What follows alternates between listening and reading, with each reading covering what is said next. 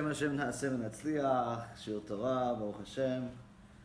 We're back here in Miami, Aventura Isles, Florida, America, Earth. Baruch Hashem. We have our MUSSAR Pirkei Avot. We are in number 16 in the mini-series. I think it's 165, 166, but part 16, 16th lecture on this Mishnah in Avot. Chapter 6, Mishnah number 6, which is in regards to what we all want, or at least should want, as the number one aspiration in life, which is Keter Torah. Every mother should want this for our son. Every father should want this for himself and for his children. Every family should chase this more than they chase anything else in the world. But the key is to first understand why we should chase it, to understand that it's the greatest pleasure of all pleasures is to have the Keter Torah. And if you actually understand it, or even if you understand part of it, you'll start chasing it. Because it's not something that you can buy, it's not something that you can get lucky and acquire it in a shortcut way. It's something that requires a lifelong of work. But the good news is that even the journey to acquire it is full of pleasure, because as you fix different things of yourself and you acquire different aspects of the 48 that you're supposed to get, you become happier, you become more fulfilled, you become more pleasant to the people around you. Life in general becomes more pleasing. And this is a present for yourself and for everybody else that knows you. So today we're going to, B'ezrat Hashem, try to complete this Mishnah. B'ezrat Hashem, we'll see. Tonight's shiur will be for Ilui Nishmat David ben Masuda, and also Samuel ben Michael, and also Refuah Shlema for David ben Nasriya, Viola bat Jora, Doris bat Jora, Levana bat Sarah, Elisheva Chaya bat Sarah, Dvora bat Mercedes, Ita Henya bat Chaya Masha, and Shechinah Elisa bat Esther. And all of Am Yisrael, B'ezrat Hashem, will have refuah shlema, refuat hanefesh, refuat haguf. So we have ourselves a Mishnah that you can go over it 1,000 times and still get chidushim from it. And this is actually the same thing in every part of the Torah. I heard a couple of really good stories in the last few weeks. One of them today, the B'ezrat Hashem will try to connect to this Mishnah, with about how important the emet is. You know, they asked the Rav Kanievsky, Shechinah, what is the most difficult middah? What is the most difficult character trait to acquire? And he says, midat ha'emet, the character trait of emet. Why? Is because everything else has timing. Anger, for example, is not always applicable. Why? You're not always tested. Your anger is not always tested. Only when you approach annoying people. Only when you have annoying situations is your anger tested. You know, somebody mistreats you. It's not all day, all the time. It's once in a while. So it's very, it's not something that you have to deal with all the time. Like, for example, when people send me messages, and it's both a combination of humility and anger tested at the same time. Why? They send you messages saying, oh, we have a great big plan to do. I got one of these messages last night, so that's why I'm telling you the story. But Baruch Hashem, I didn't get angry. Just to give you an understanding of how easy it is to get angry at 4 o'clock in the morning. Like, why does anybody get angry at 4 o'clock in the morning? I'll give you an example. Somebody sends you a message, we have a great plan, wow, to spread out the teachings about Lashon Hara. And we have a project that we're doing. I said, oh, Baruch Hashem, great. She goes, oh, interested to see if you're interested in being involved. I said, sure, what are you doing? I mean, if it's pamphlets and booklets and things like that, I can include it in a KIRUV package. We have some stuff that we put in our packages from the Chafetz Chaim Foundation. But if you have new stuff, sure. So I said, send me what you have, examples of what you have. So they send me a website of a rabbi. I know who he is. I don't think we don't know each other, but I know who he is. I don't know if he knows who I am, but I know who he is. I've heard his name a few times. And showed me like a website with his shiurim on there about Lashon Hara. I said, okay, great. So what do I need to do? Like, what's this for me? Like, where do I come in? She says, they said, we thought that since you have a team of people that could spread the shiurim, maybe you could spread the shiurim everywhere.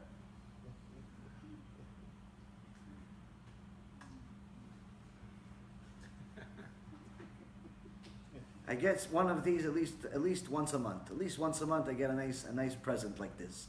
Somebody asks me to be their marketing firm for free. Somebody was like, no pachot v'lo yoter, no more, no less. This is it. And so, oh Hashem, it's in the past I would get really, really annoyed. Today, I just say, okay, you have to hire a marketing firm for this. We're not a marketing firm, but oh Hashem, God bless. But it's very easy to get angry. Why? Because people are simply, they don't think twice before they speak. They don't think twice before they do things. They don't think things through. They just think about one good thing about what they thought, and that's it. So, for example, in this example, they're just thinking, I could save a bunch of money. I could save money, so if I hire a marketing firm, it's going to cost me a few $1,000s to spread these shiurim and this thing. Or I could just tell Yaron Reuven to do it. I can tell him to do it, and he'll do it for free. Why? Because there's nothing else to do in his life. So this is, Rabotai, is a very, very simple way that we see what the Midrash HaKadosh says. The Midrash says that a person can see the the defect in everybody else except himself. And the Gemara Masechet Shabbat says the same thing in just different words. En adam roeh chova be'atzmo. Person doesn't see an obligation in himself. Same concept. He looks at everybody else, says, she's defect, he's defect. Everybody's wrong, except the person that he sees in the mirror. And this is the problem today, is that you see that there's a lot of people that make certain mistakes that are obvious. They're obvious to everybody else that what they're doing is a mistake, except themselves. Why? Because they don't check themselves. So, the midat ha'emet, the character trait of emet, how we got into this, is one of those character traits that is something that you have to work on 24 hours a day. It's not something that comes to you at specific times. Of course, there are some times that it's more difficult, and sometimes it's less difficult. But the midat ha'emet is simply something that it's either your emet or not. Yes, there are certain people that will stand for certain things and won't stand for other things. They'll break the rules, just, depends how much, what's the price. Everybody has a price, they say. Someone asked me today, a week ago, how many rabbis do you know that if somebody gave them $100 million, to do a shiur praising J.C. Penney, how many people do you know won't do it? I'm afraid to tell you the answer. I said $100 million, they'll start calling themselves JC. For $100 million, they'll start reprinting the New Testament for $100 million. People love money more than they love God. Rabbi or not. There's very few people that are in She'emet that are willing to give up that kind of money, or even less, $100,000 in some cases. There's one investigative journalist that says that he knows firsthand. He knows a person firsthand who's a rabbi in a yeshiva. He's a rabbi in a yeshiva in the East Coast who made a deal with the Christians. To translate the New Testament to Yiddish. And then another rabbi in the yeshiva that made a deal with the Christians to teach the New Testament underground, like say it's okay. All types of stuff like that. For what? You all get money.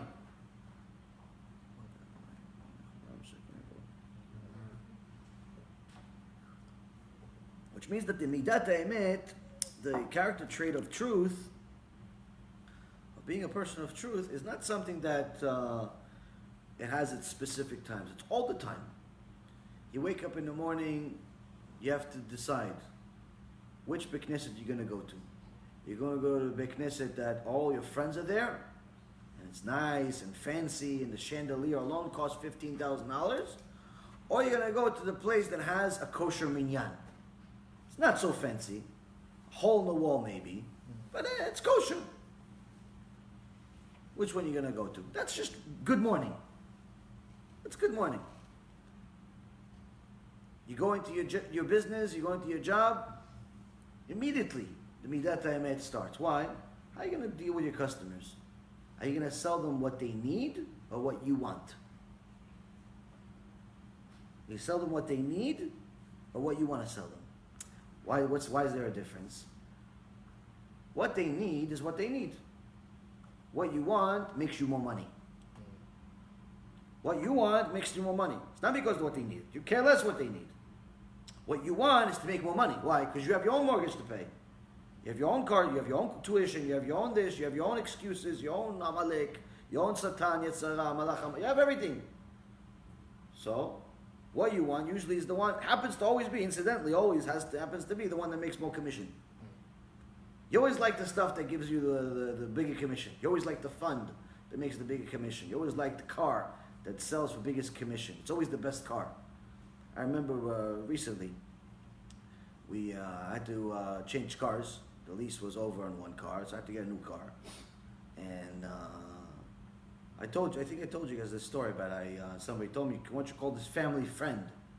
Family friend, knows my family for 25 years. He's in the business of leasing cars. I said, okay, let's call this family friend. So I asked him, family friend, I want this such and such car. What kind of car can I get for this price? He's like, oh, you should get, Nissan or whatever it was. And I said, how much is it? And he gave me the price, this, that, the other thing. I said, okay, fine. I'll get back to you. Okay. I checked. I've been doing business for a little while, so I usually double check. Plus, I don't trust anyone that calls themselves a family friend. So I call another guy who was in the car business. He tells me, call this other guy. Calls the other guy that I know. He's going to take care of you. He's a good friend of mine. Okay, so I get in touch with this other guy, and he says, you came from him? He's like family to me. He's like family. The other one's family. This one's like family. As you would have it, the like family was cheaper. The family was a certain price. Like family was cheaper. I said, wow, look at this. Look at this. I said, what if I go to a complete stranger?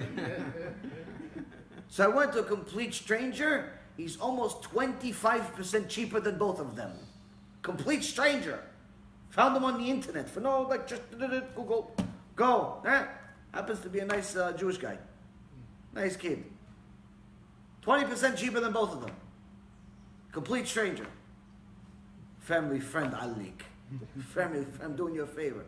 And then the family friend contacts me maybe like a month after I got the car. He goes, no, Yaron, so what happened? I said, I got the car. He goes, why didn't you call me? I said, it was cheaper. So, well, he goes, why didn't you tell me? I said, wait, I have to tell you you're cheating me? If it's 5% difference, 2% difference, even if it's a 10% difference, all right, so let's say he gets a bigger deal than he does. It's rare, by the way, because they all get the same deal. But let's say 5% difference, 10% difference. Come on, 25% difference. This guy wants $2,500 down and 15% more money, every month. The other guy is zero, and come on, it's a night and day. Night and day difference. So middah haemet, rabotai, middah haemet has to do with your business. Has to do with what you get to work. What are you selling? The thing that makes the most money, or you think that the customer needs? Now, of course, again, I'm not telling everybody that you should start a discount store and sell everything for cost. It's not a gmach.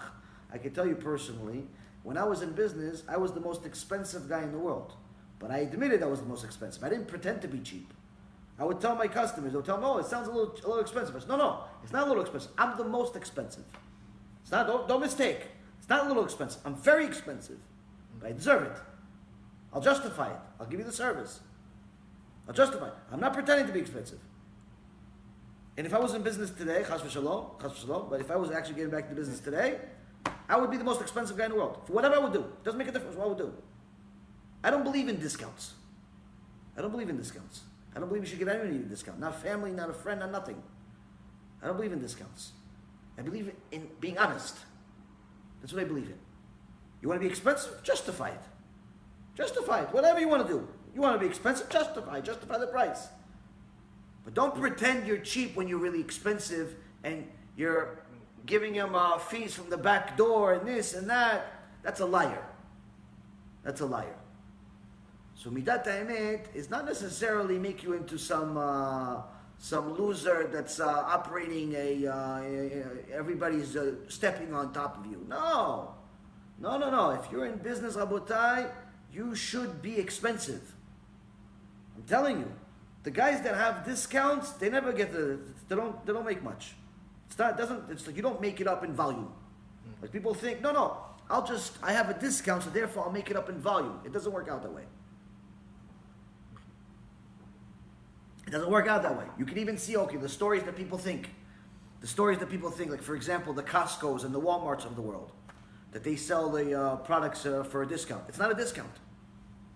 It's not a discount. Number one, these companies get a much better price than everybody else because they have such high demand, such buying power. That's number one. Number two, they're not selling you the same exact product you buy somebody else. The store is selling you 1 pack of cookies. They're selling you 3 packs of cookies, 4 packs of cookies. So it's not exactly, you can't compare it eye for an eye. It's not the same thing. Discounts don't work. But being a liar also doesn't work. My father always told me that you can do business in 2 ways. You can do it the right way and the wrong way. The right way, it's going to take you a lot of time, a lot of effort to make money, but you'll last. You'll survive. You'll survive the storm that happens eventually. The wrong way, you'll make a lot of money right away, but you won't survive. As soon as there's a little wind, you're collapsing. So, everybody wants to be expensive, but they pretend to be cheap. That just means that they have no emet whatsoever. And this is rampant everywhere. People say that they give you a certain price, and either they don't justify the price, they sell you something, they say $500 because I'm better, but in reality, they're worse than everybody else. Or they're just average, they don't deserve the 500. Or they give you a price that's so low, they don't feel like working. They give you a price that's so low that as soon as they wanted the money, but they forgot that there's an actual cost of the labor. They got the money, but now they got the money, like, wait, now I have to actually do the job? It's not even worth to do the job for $500. It's not worth it. The job cost me $450. I'm going to do all this work for $450. So what do they end up doing? They end up not doing the job. Just steal the whole $500. You know how many times this happened to me? How many times this is it happens constantly. It's happening right now. There's a company that I'm only a few weeks away from disclosing their name, and that took $900 from us. $900 just not going to change my life, but it's ekdesh money. Ekdesh money meaning it's like Beit HaMikdash money. You steal money from Bezrat Hashem, it's like you stole from the Beit HaMikdash. We paid you $900 to do an ad. To put an ad so we could do more KIRUV. What did they do? They didn't do the ad. But they still want the money though. So now we tried doing it amicably. Give us the money back, please. They didn't do the ad. Give us the money back. No. Okay, so now we're in a process of dispute. Why? Because, it's kaparat avonot after disputing with the credit card company. But there's no guarantee it's going to work. Why? Because they're schemers, these people. The point being is that this is happening everywhere. People, by default, feel perfectly comfortable to be liars. Perfectly comfortable to be liars. So, midat ha'emet is something that you either have or you don't have. And it's something that's 24 hours a day. There's no break. There's no break whatsoever. It's the things that come out of your mouth. It's the things you look at. It's the things you say. It's the things you hear. And so on and so forth. A lot of people tell their kids, no, honey, don't curse. But they listen to garbage music that's full of curses. Don't tell your kids not to listen, not to curse if you're listening to 50 Cent and Tupac Shakur and all the other people from back in the day that I used to listen to myself that are full of curses. You can't tell your kids don't curse. You're listening to curses all day. No, but I'm older. So what are you going to say? I'm older, I'm allowed to murder people too? Once you get older, you're allowed to murder people? What difference does it make once you're older? It never made sense to me. When I was a kid, people tell me, oh, no, you're allowed to once you get older. Why? What difference does it make? If I'm older, I'm younger. If it's wrong at all ages. If it's right, it's right. The whole logic behind, oh no, you'll understand when you get older, it's just an excuse. Because they don't have anything else to say. They don't have anything else to justify the wrong behavior. But they know they can beat you on one thing. What? You're young. They can't beat you on the other thing. It never made any sense. So, midat ha'emet, rabotai yekarim, is something that's constantly put to the fire. Constantly. And the Torah Kedusha was stamped by Hashem with emet. The beginning of Sefer Bereshit, Bereshit bara Elokim. The last letter of each one of those words, Bereshit bara Elokim, spell out the word emet. And then at the end of the creation, this is the first three letters of creation, when Hashem completed the creation, this is the beginning of chapter 2 of Genesis, it says, Asher bara la'asot. Asher bara la'asot also has the same thing. Has the same thing where we have the Rashi Tevot of Emet. Rashi Tevot of Emet. Now, when a person Bara Elokim Asot. I'm sorry, not Asher Bara Asot. Asher Bara Elokim Asot. Asher Bara Elokim Asot.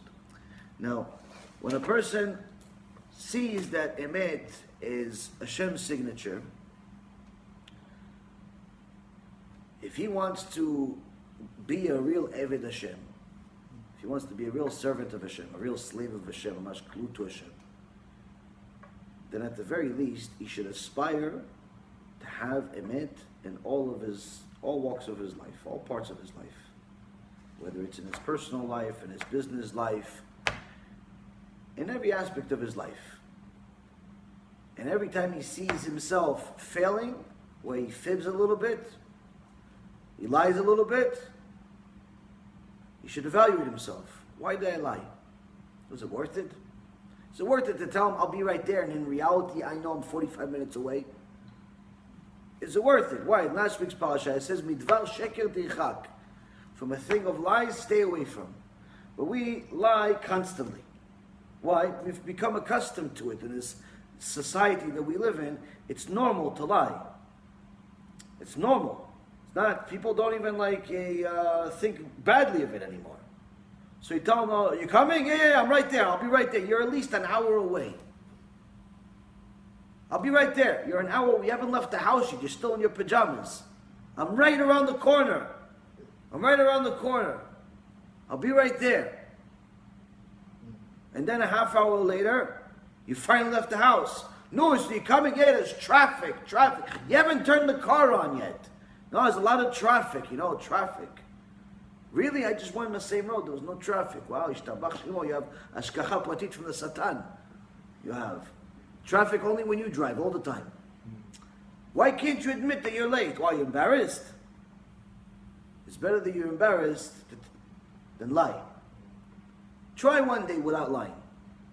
Try one day without lying. Catch yourself on every lie. Say, was it really worth it to lie? One full day. Try one full day. You'll see how amazing it is. Mamash, one full day you didn't lie once. You feel like, wow, I feel like a Mashiach. Why? Because we're so used to lying, we don't even look for it. We're so used to lying, we don't even catch ourselves. We're like, yeah, no. What time is it? It's like 9. In reality, you don't even know what time it is. You're just guessing. What time you have? It's like 9. You don't know what it is. You just figure it's 9. And then you find out it's 7:30. Oh, really? Oh, I guess my watch's not working. You're not wearing a watch. But you just threw the watch. You're just used to it. Just leave me alone. You want the guy to leave you alone, but you don't want to tell him leave me alone. So you just, first thing that came to your mouth is just, you gave him an answer. Go away. Which way? How do you get to such and such? Oh, you make a right, make a left, you'll be there. You have no idea what he's talking about. But we can tell him you don't know. You live here. How do you not know? So you tell the guy directions, then the guy misken. The guy goes around the block a half hour. You're still walking your dog. He sees you, goes, I went a right, I went a left, it's not there. He goes, oh really? Maybe we should try left again. Why? We're so used to lying. We're so used to lying that we don't see it as a big deal. Midat ha'emet, Rabotai Yekarim, is something you work on all the time. If you work on it all the time, you'll succeed. You'll succeed in becoming Eved Hashem. You don't work on it all the time, guess what? You'll be a filthy liar. Your little kids are going to be filthy liars. Your whole life is going to be full of lies. Lies, just one lie after another, and it all adds up. You're a mountain of lies, and that you don't think is a big deal. And it affects your Torah. It affects your perspective of the world. It affects everything. Why? Because everybody starts with a small lie. Every criminal starts with a small lie. Everybody starts with a small lie. One time there was a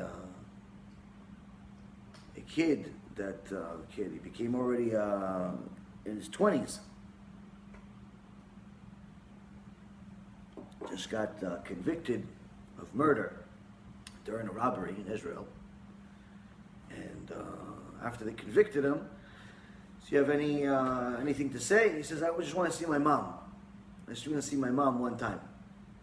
I said, okay, it's not such a bad request. He just wants to see his mom. So he let him go, told his mom, come see your son. You know, she's crying. Her son was just convicted of murder. Hashem Yachem. She comes close to him to give him a hug. He hugs her, and then he bites off her ear. Bites off her ear. Why? She's screaming her lungs out, like, oh, you do this to your mom? He says, that's for never telling me no. That's for never telling me no. As a kid, I stole an apple. He didn't say no. He said, get me one. You saw me doing wrong things as a kid. You never said nothing. Look where I am now. I became a murderer. Everybody starts with a small lie. Everybody. But it grows. It grows. It grows. גדולת תורה יותר מן הכהונה ומן המלכות, שהמלכות נקנית ב-30 מעלות. והכהונה נקנית ב-24, והתורה נקנית ב-48 דברים, ואלו הן. בתלמוד, בשמיעת האוזן, בעריכת שפתיים, בבינת הלב וסכלות הלב, באימה ויראה, בענווה, בשמחה וטהרה, בשימוש חכמים, בדקדוק חברים, בפלפול התלמידים, ביישוב, במקרא, במשנה, במיעוט סחורה, במיעוט דרך ארץ, במיעוט תענוג, במיעוט שינה, במיעוט שיחה, במיעוט צחוק, בערך אפיים, בלב טוב, באמונת חכמים, בקבלת איסורים, המכיר את מקומו והשמח בחלקו, והעושה סייג לדבריו, ואינו מחזיק טובה לעצמו, אהוב, אוהב את המקום, אוהב את הבריות, אוהב את הצדקות, אוהב את המשרים, אוהב את התוכחות, ומתרחק מן הכבוד, ולא מגיס ליבו בתלמודו, ואינו שמח בהוראה, נושא בעול עם חברו, ומכריעו לכף זכות, ומעמידו על האמת ומעמידו על השלום, מתיישב ליבו בתלמודו, ושואל ומשיב, שומע ומוסיף, הלומד על מנת ללמד, והלומד על מנת לעשות, המחכים את רבו והמכוון את שמועתו, ואומר דבר בשם אומרו, למדת, כל האומר דבר בשם אומרו, מביא גאולה לעולם, שנאמר, ותאמר אסתר למלך בשם מרדכי. עד כאן is the end of that Mishnah. Now we're going to translate it. Bezrat Hashem, start going through, dissecting each part of it. Bezrat Hashem. The Torah is even greater than priesthood or royalty. For royalty is acquired along with 30 prerogatives, and priesthood with 24 gifts. But the Torah is acquired by means of 48 qualities. As we say with each shiur that we've had in this series, we have to constantly be reminded, stop looking for a shortcut when it comes to Torah. There's no shortcut to becoming a Talmid Chacham. Don't look to read one book and therefore inherit all knowledge. There's no such thing, there's no such way. The Gaon Vilna, his Talmid, Rabbi Chaim Volozhin wrote in his book, says that Malachim came from Shamayim, knocked on his door every day, every night. They would come want to learn with him. The Gaon Mevina said, no, go away. Alvai, they come to me. I tell them, yeah, come, Baruch haba, shalom aleichem. Come teach me everything. Gaon Mevina said, no, that's why I'm not Gaon Mevina. Why he said no? He says, I know you're going to come here, you're going to tell me everything. There's not that much schar for it. There's not much reward for the Torah you're going to teach me. Why? It's easy. You just got to give it to me. Like it's easy, like it's nothing. I want to work for my Torah. Why? Because there's a reward for working for Torah. There's a reward for toiling for Torah. I'm going to remember it. I'm going to live it. I'm going to become one with it. But if you just give it to me, you love it to me, what's the point?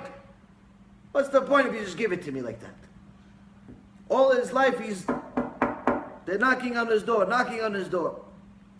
One time, Rabbi Chaim Volozhin sees him, that the Gaon Mevina is crying in prayer, shachrit, crying hysterical during Amidah.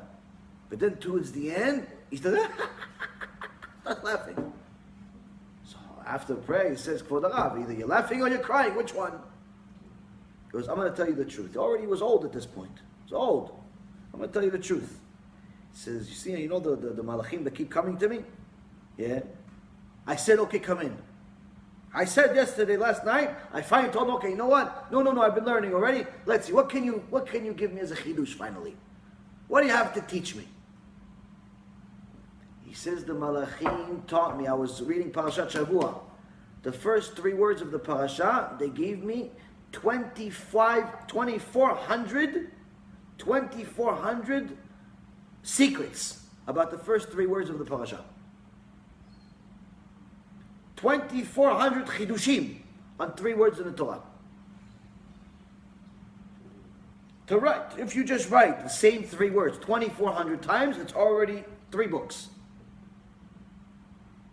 It's already 3 books. 2,400 chidushim, you mean, you're talking about 2,400 paragraphs. 2,400 paragraphs. You're not talking about, this is huge. It's a series of books, a library.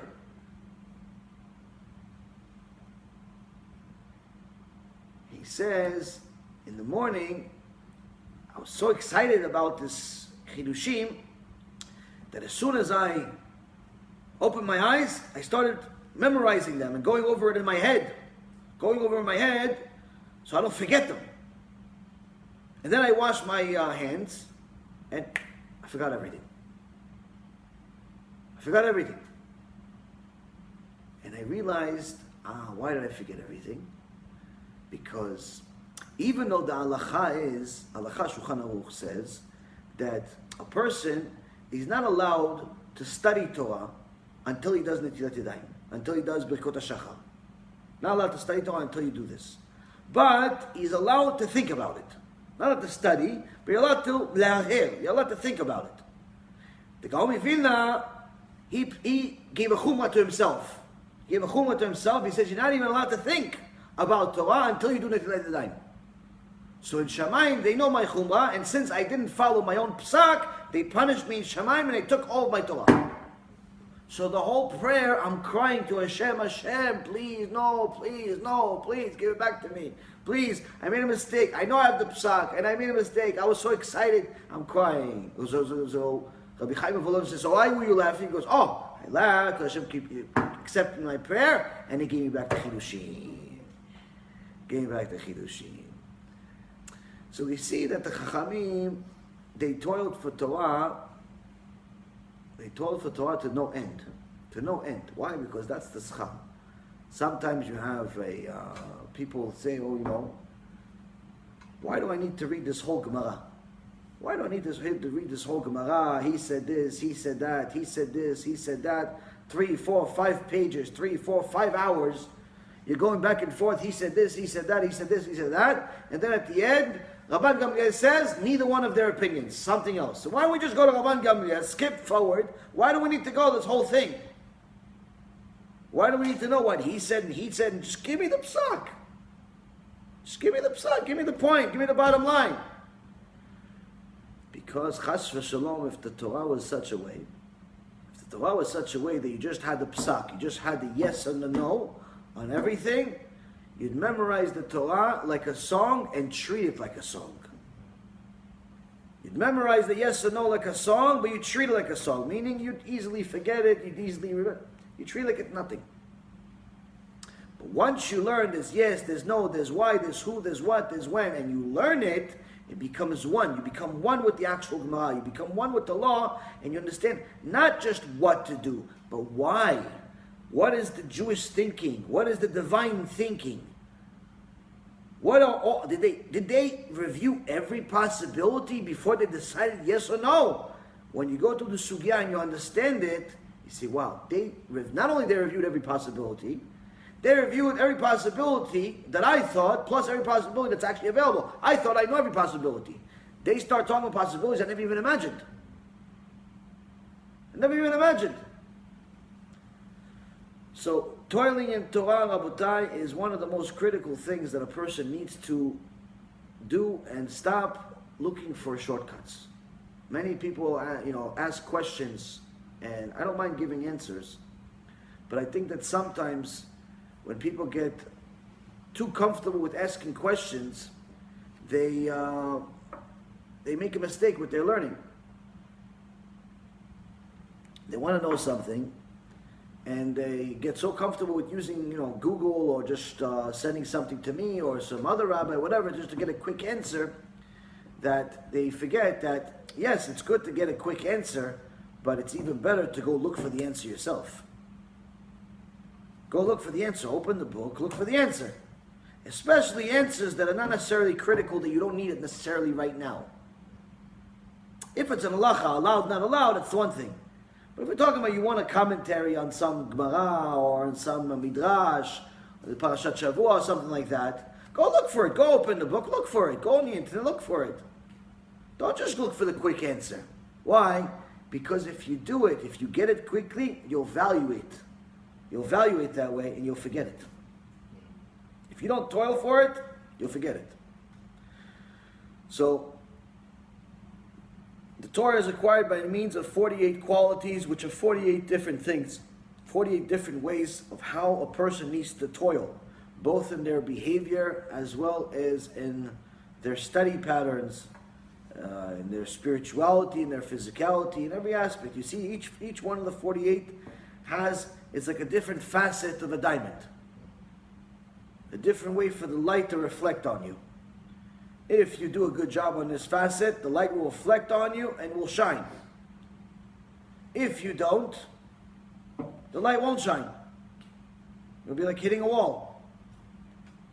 So what are they? First, the study. Attentive listening, articulate speech, intuitive understanding, discernment. These are all different aspects of the studying. A person needs to study in different ways. First and foremost, ve'igita bo yomam v'layla. You have to make time to learn Torah every single day, in the morning and at night. Even if you don't have a lot of time in the morning because you're in a hurry to go to work or whatever, try to make 15 minutes, 10 minutes, half hour of study. How can you do this? Most people drive to work. Most people don't work out of their house. If you work at your house, then you definitely have a lot more time than 15 minutes. Because you have your own schedule if you work out of your own house. But if you work in an office, you drive to the office. It takes you 15 minutes, a half hour. If you live in New York, an hour and a half to get to work. Instead of listening to sports and news and nonsense, listen to the shiur Torah. You can have a nice 1 hour shiur Torah on the way to work. To be honest with you, one of my secrets that I never forget, I used to listen to a lot of shiur Torah in the old days, a few years ago. But I don't get to listen to shiur Torah. I don't get to listen to shiur Torah anymore. It's very hard. You have to do a lot of other things. But it's also one of the reasons of why I like the Wednesday shiurs and the shiurs that are in far places. Sometimes we have a shiur all the way in Miami. Sometimes it's in Honolulu. It seems like it's an hour and a half to get there.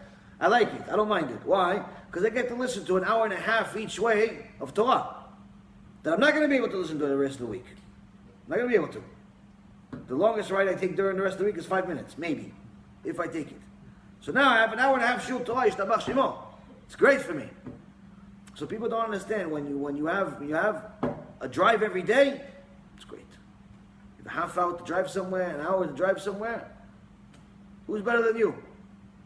You have a shiur Torah, custom made for you. So a person needs to take advantage of this. Take advantage of this in the morning. At night, you have to open the books. You have to attend the shiur. You have to do both. You know, it's how do you know if you like Torah? How do you know if you like something in general? You know if you like something based on what you do with your spare time. What do you fight for? Your spare time. You fight for it to get an extra hour of sleep, or you fight for it to get an extra hour of learning. And some people, they go to shiur Torah, they finish the shiur, they go home, they play on the computer for 4 hours, they go to sleep at 3 o'clock in the morning because they don't actually have work or life the day after. And they play on the internet watching ducks crossing the road on YouTube. And that's it, they're finished. So what does that show? They went to shiur Torah. How do they justify watching the ducks and playing video games? How do they justify it? They went to shiur Torah. They went to shiur Torah. They sat with me for 2-3 hours. They didn't sleep for half the time at least. So they watched shiur Torah. Good, no? No good. Why no good? It's good that you learned shiur Torah. It's good that you sat there for 2-3 hours. But you want to know if you really love Torah or not, you go home, try to get an extra 15 minutes from the book. Try to get an extra 10 minutes in the book. Try to get an extra hour, whatever you can. Instead of watching the ducks on the road for 3 hours, watch for 2.5. Get an extra half hour of book. Why? Because that's going to show that you really love it. And B'ezrat Hashem, you don't watch any of the nonsense ever again. None of us do. But the point is that every person needs some level of nonsense in their life in the beginning, but eventually you got to cut all the nonsense out. But you have to fight for it. You have to fight for it. If, for example, if you study with a chavruta, and your chavruta didn't show up, he's traveling, he's sick, he's whatever, he's busy, don't say, oh, shiur's canceled. If he's not here, I'm not studying. No. You study. Open an art scroll, you study. The art scroll is your chavruta. Rashi is your chavruta. Tosfot is your chavruta. Don't just cancel just because things didn't work out. Or because you were late. You know what, since I'm already starting late, I'm starting a half hour late. Well, what am I going to get out of a half hour? Wrong. Even if you have 5 minutes, you're 5 minutes free, study. Open the book, 5 minutes. I believe it was a Rav Moshe Feinstein, Allah Shalom. Rav Moshe Feinstein. No, sorry, Rav Kanievsky. Shechinah. One time he celebrated he told everyone, I want to do a special celebration of completing the Mishnah. Everybody looked at him, full of love. You complete the Mishnah, the Zohar, the Gemara Bavli, Yerushalmi, Midrashim. You complete everything. Why is it so special about you're doing a special event for this one Mishnah? He goes, no, this Mishnah wasn't part of the regular limud. This Mishnah is when I was changing tefillin from Rashi to Rabbeinu Tam. I was changing tefillin from Rashi to Rabbeinu Tam during the prayer. So it was in between waiting for the tzibur because it's after you do the Amidah. And I had to wait a little bit, maybe 2-3 minutes. I had to wait for everyone to catch up, to change to this, to that. So during that time, during those 2-3 minutes, I would go over the Mishnah. During those 2-3 minutes, I go to the Mishnah, and over the last several years, Baruch Hashem, those 2-3 minutes added to a completing the Mishnah, completing the Shas of Mishnah. Alvai we complete with a regular study. He's doing it with the 2-3 minutes. What does this still teach us? To teach us over time that if somebody wants to be an Eved Hashem, somebody wants to be a Talmid Chacham, somebody wants to be somebody special, he has to start evaluating his 2-3 minutes. His 2-3 minutes in between things. Again, you can't go from 0 to 100 miles an hour in no time, but it's just to give us a little bit of perspective of what we should aspire to be. So when a person is studying, he makes time to study day and night, he pays attention in the shiur, he works on it. When he's learned something, he's learning for the sake of teaching it. So he practices saying it to his wife, saying it to his kids, saying it to himself. If he doesn't know how to explain it, that means he doesn't know it well enough. Intuitive understanding means that he thought about it. Discernment. He's evaluating, trying to see how he can apply some of this. Now, once he's studying, how does he know if his studying is actually any good? How does he know if his Torah studying is any good? In secular studies, you know if your studying is good based on whether you pass the test or not. You go to school, and they give you a bunch of books that you have to buy, and you buy the books, and no one cares if you read the books or not. They just care if you buy the books. What do they care about? They care that you buy the books, and they care that you pass the test. That's it. They don't actually care if you study. So if you cheat and pass the test, no one actually cares. No one actually cares. But if they catch you, they care. If they catch you, they care. But if they don't catch you, they don't like go home and think, oh, I think this guy cheated. I think this guy cheated. I remember I used to take Japanese in school. Took Japanese, one of the languages. We had in the class maybe 40 kids, 50 kids. I think out of the 40, 50 kids, maybe 95% cheated on the tests. How do I know? I was one of the people that would copy from. Me and maybe 2, 3 other kids, we actually knew the answers. The rest of them were morons. They didn't know anything. But they got passing grades.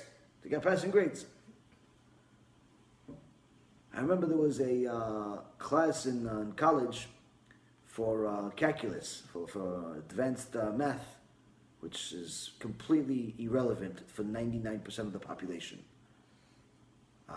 Sine, cosine, tangent, all this complete nonsense, theoretical math that you never actually use in reality.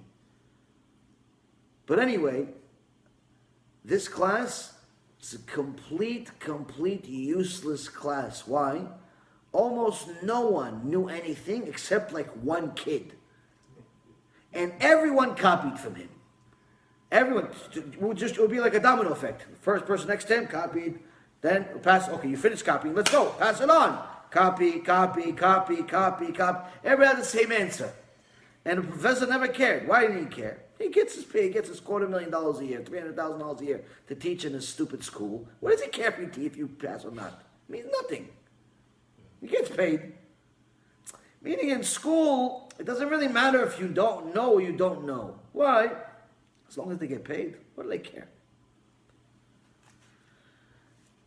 That's why you see sometimes you have a certain errors that are made in the medical world, malpractice, or even in the legal world. Different types of legal issues are happening. Why? Because the people that got medical degrees or legal degrees or other types of degrees usually are not even qualified. Not usually. Sometimes they're not even qualified. They just cheated their way through school. So in that part of the world, in the secular world, no one actually cares if you know until there's damage, until it's too late. In the Torah world, no one's going to ask you if you know or you don't know. You need to ask if you know or you don't know. And how do you know if you know or you don't know?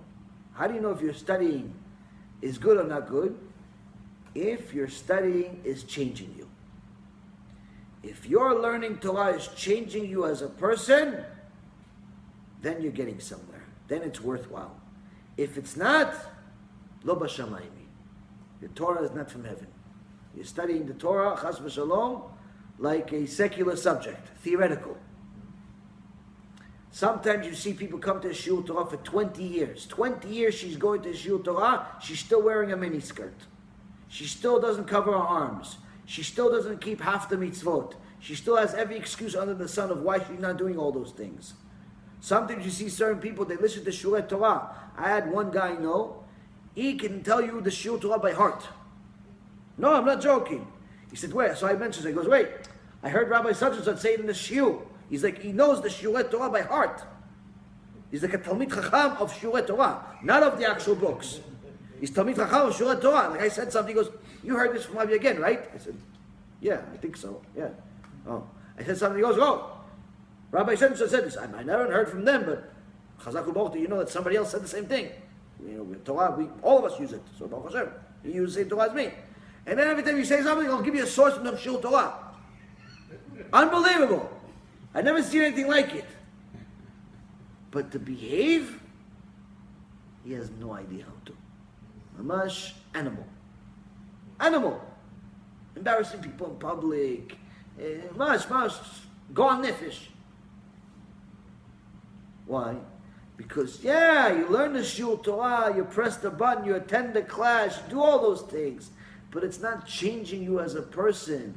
If it's not changing you as a person, it's not Torah. You can call it whatever you want, but it's not Torah. Because why?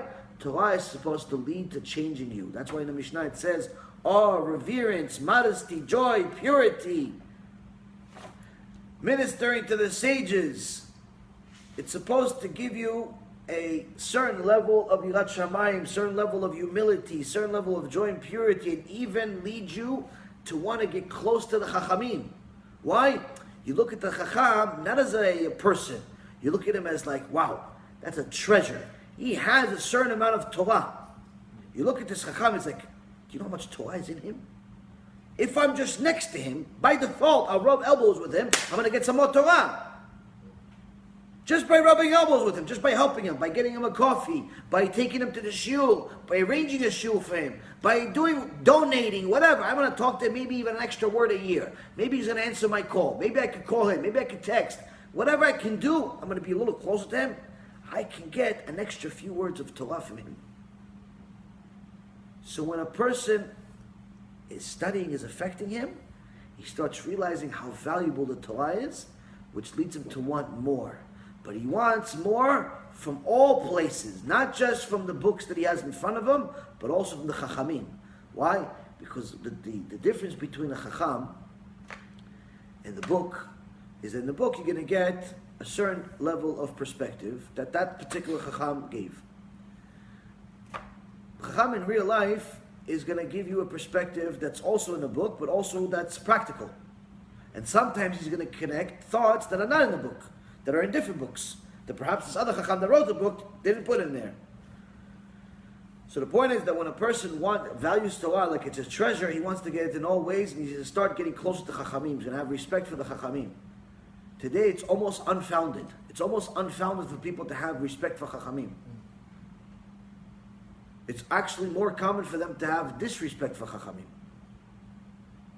Disrespect for them. Why? They heard the Chacham say, the rabbi, or even just somebody that's trying to be something. They heard him say something that they don't like. They heard him say something they don't like. Now they're not really sure if it's wrong or not. They just know for sure they don't like it.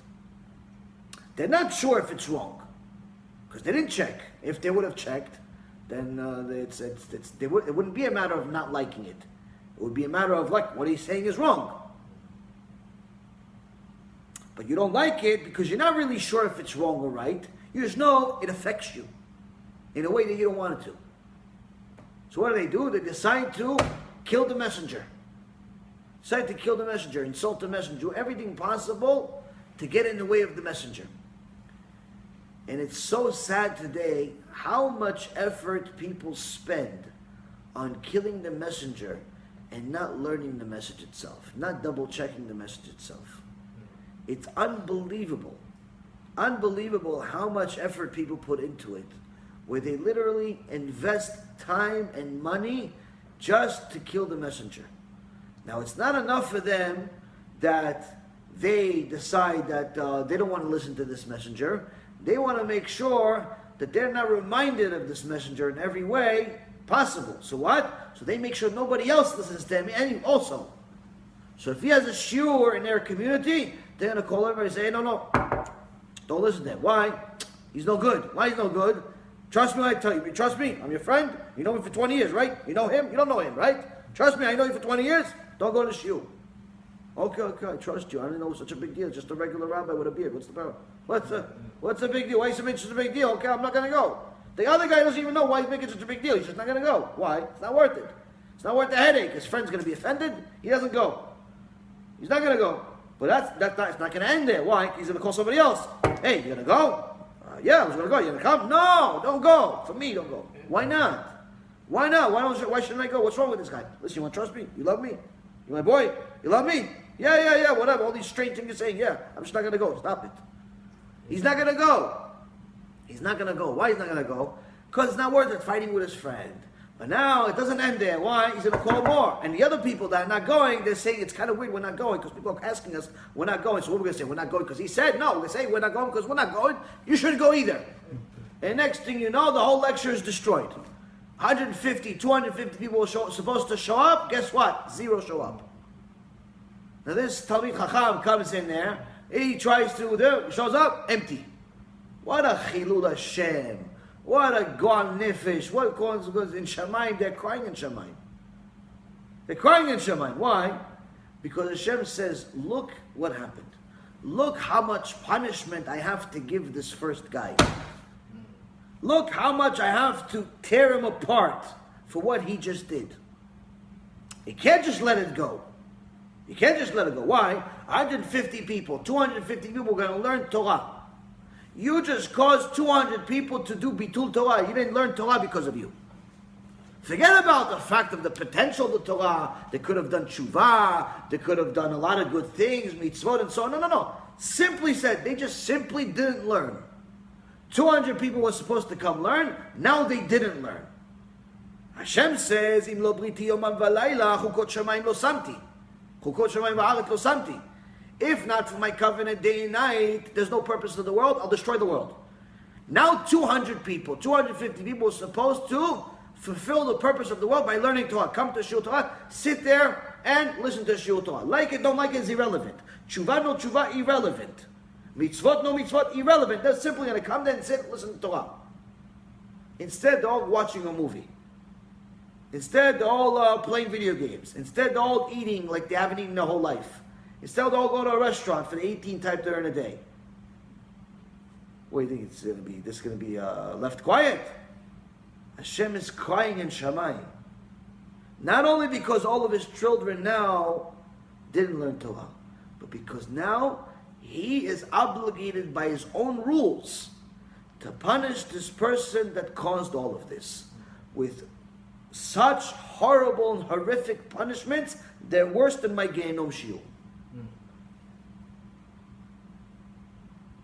How many times he did it? 1 time. Imagine he's doing it on a constant basis. Imagine she's doing it on a constant basis. So a person has to understand, if their learning Torah and their knowledge of Torah is causing them to change and to improve as a human being, and to publicize more Torah, and to love Hashem even more, and to defend Torah, and to fight for Torah, good.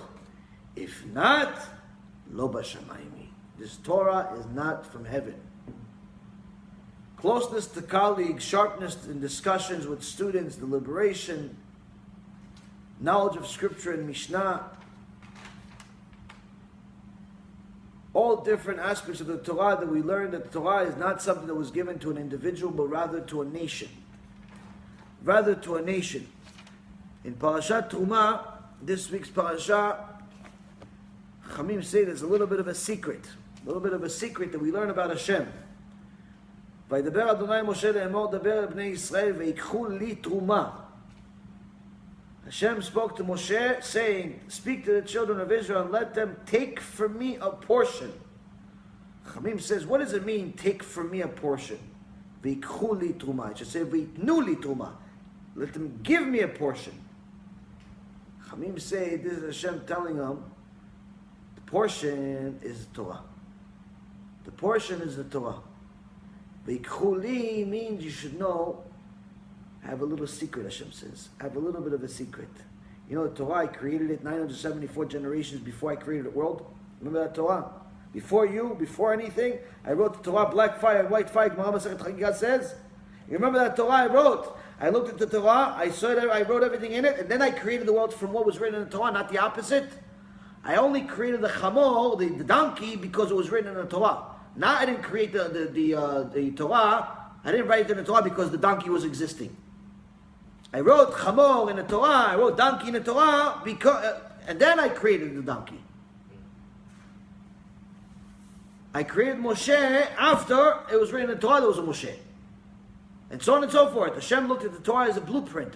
He says, you know this Torah? I can't get away from it, Hashem says. It's the one thing I can't be separated from. So this Truma, this Torah, when you get it with this Torah, you're taking me too. I'm not leaving it. Hashem says, I'm not leaving this Torah. You take the Torah, you're taking me. I'm coming with the Torah.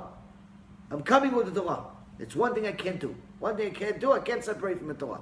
Vayikhu li Truma, Hashem says, Yikhu oti ito. They're taking me too. They're taking me with this Torah.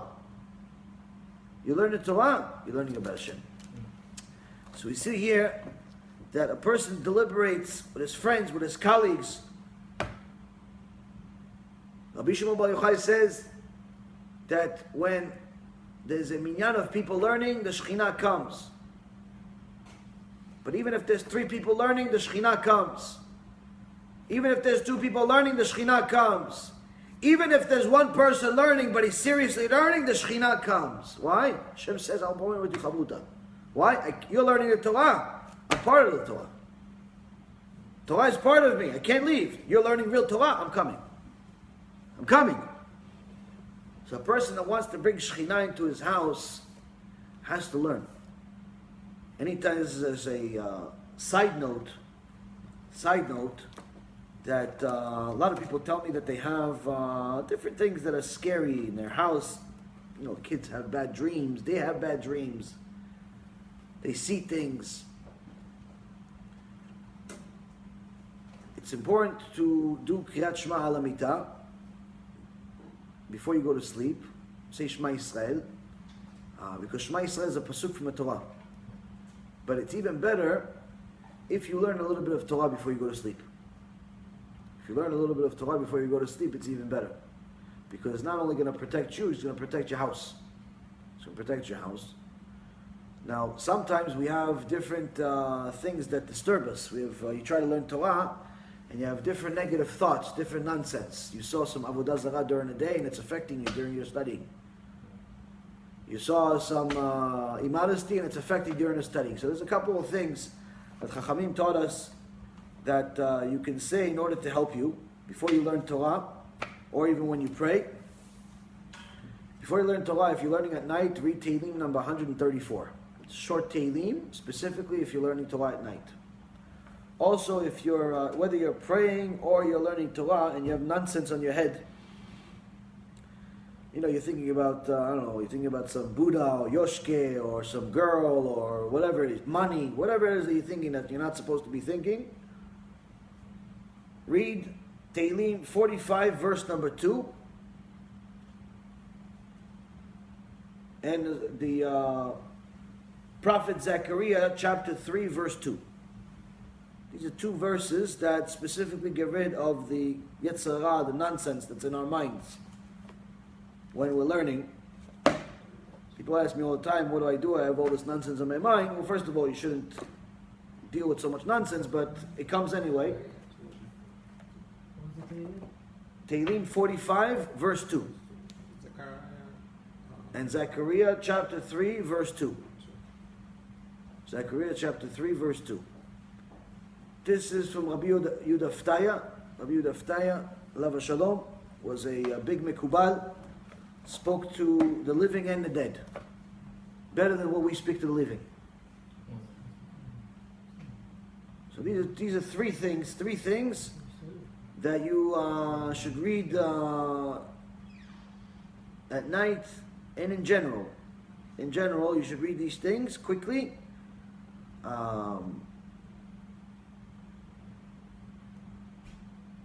And before you study, or even during your studying, let's say you're studying, all of a sudden you lost track, you don't know what's going on, read these verses. So,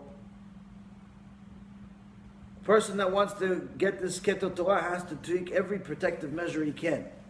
If there's different teachings that you can get from Chachamim, like Rabbi Yehuda Ftaya, or Chacham Ovadia, or the Resh Lakish, or Rabbi Akiva, doesn't make a difference. All the Chachamim, you have to know, they toiled for their knowledge. They fought for their knowledge. If they said something, they didn't say it lightly.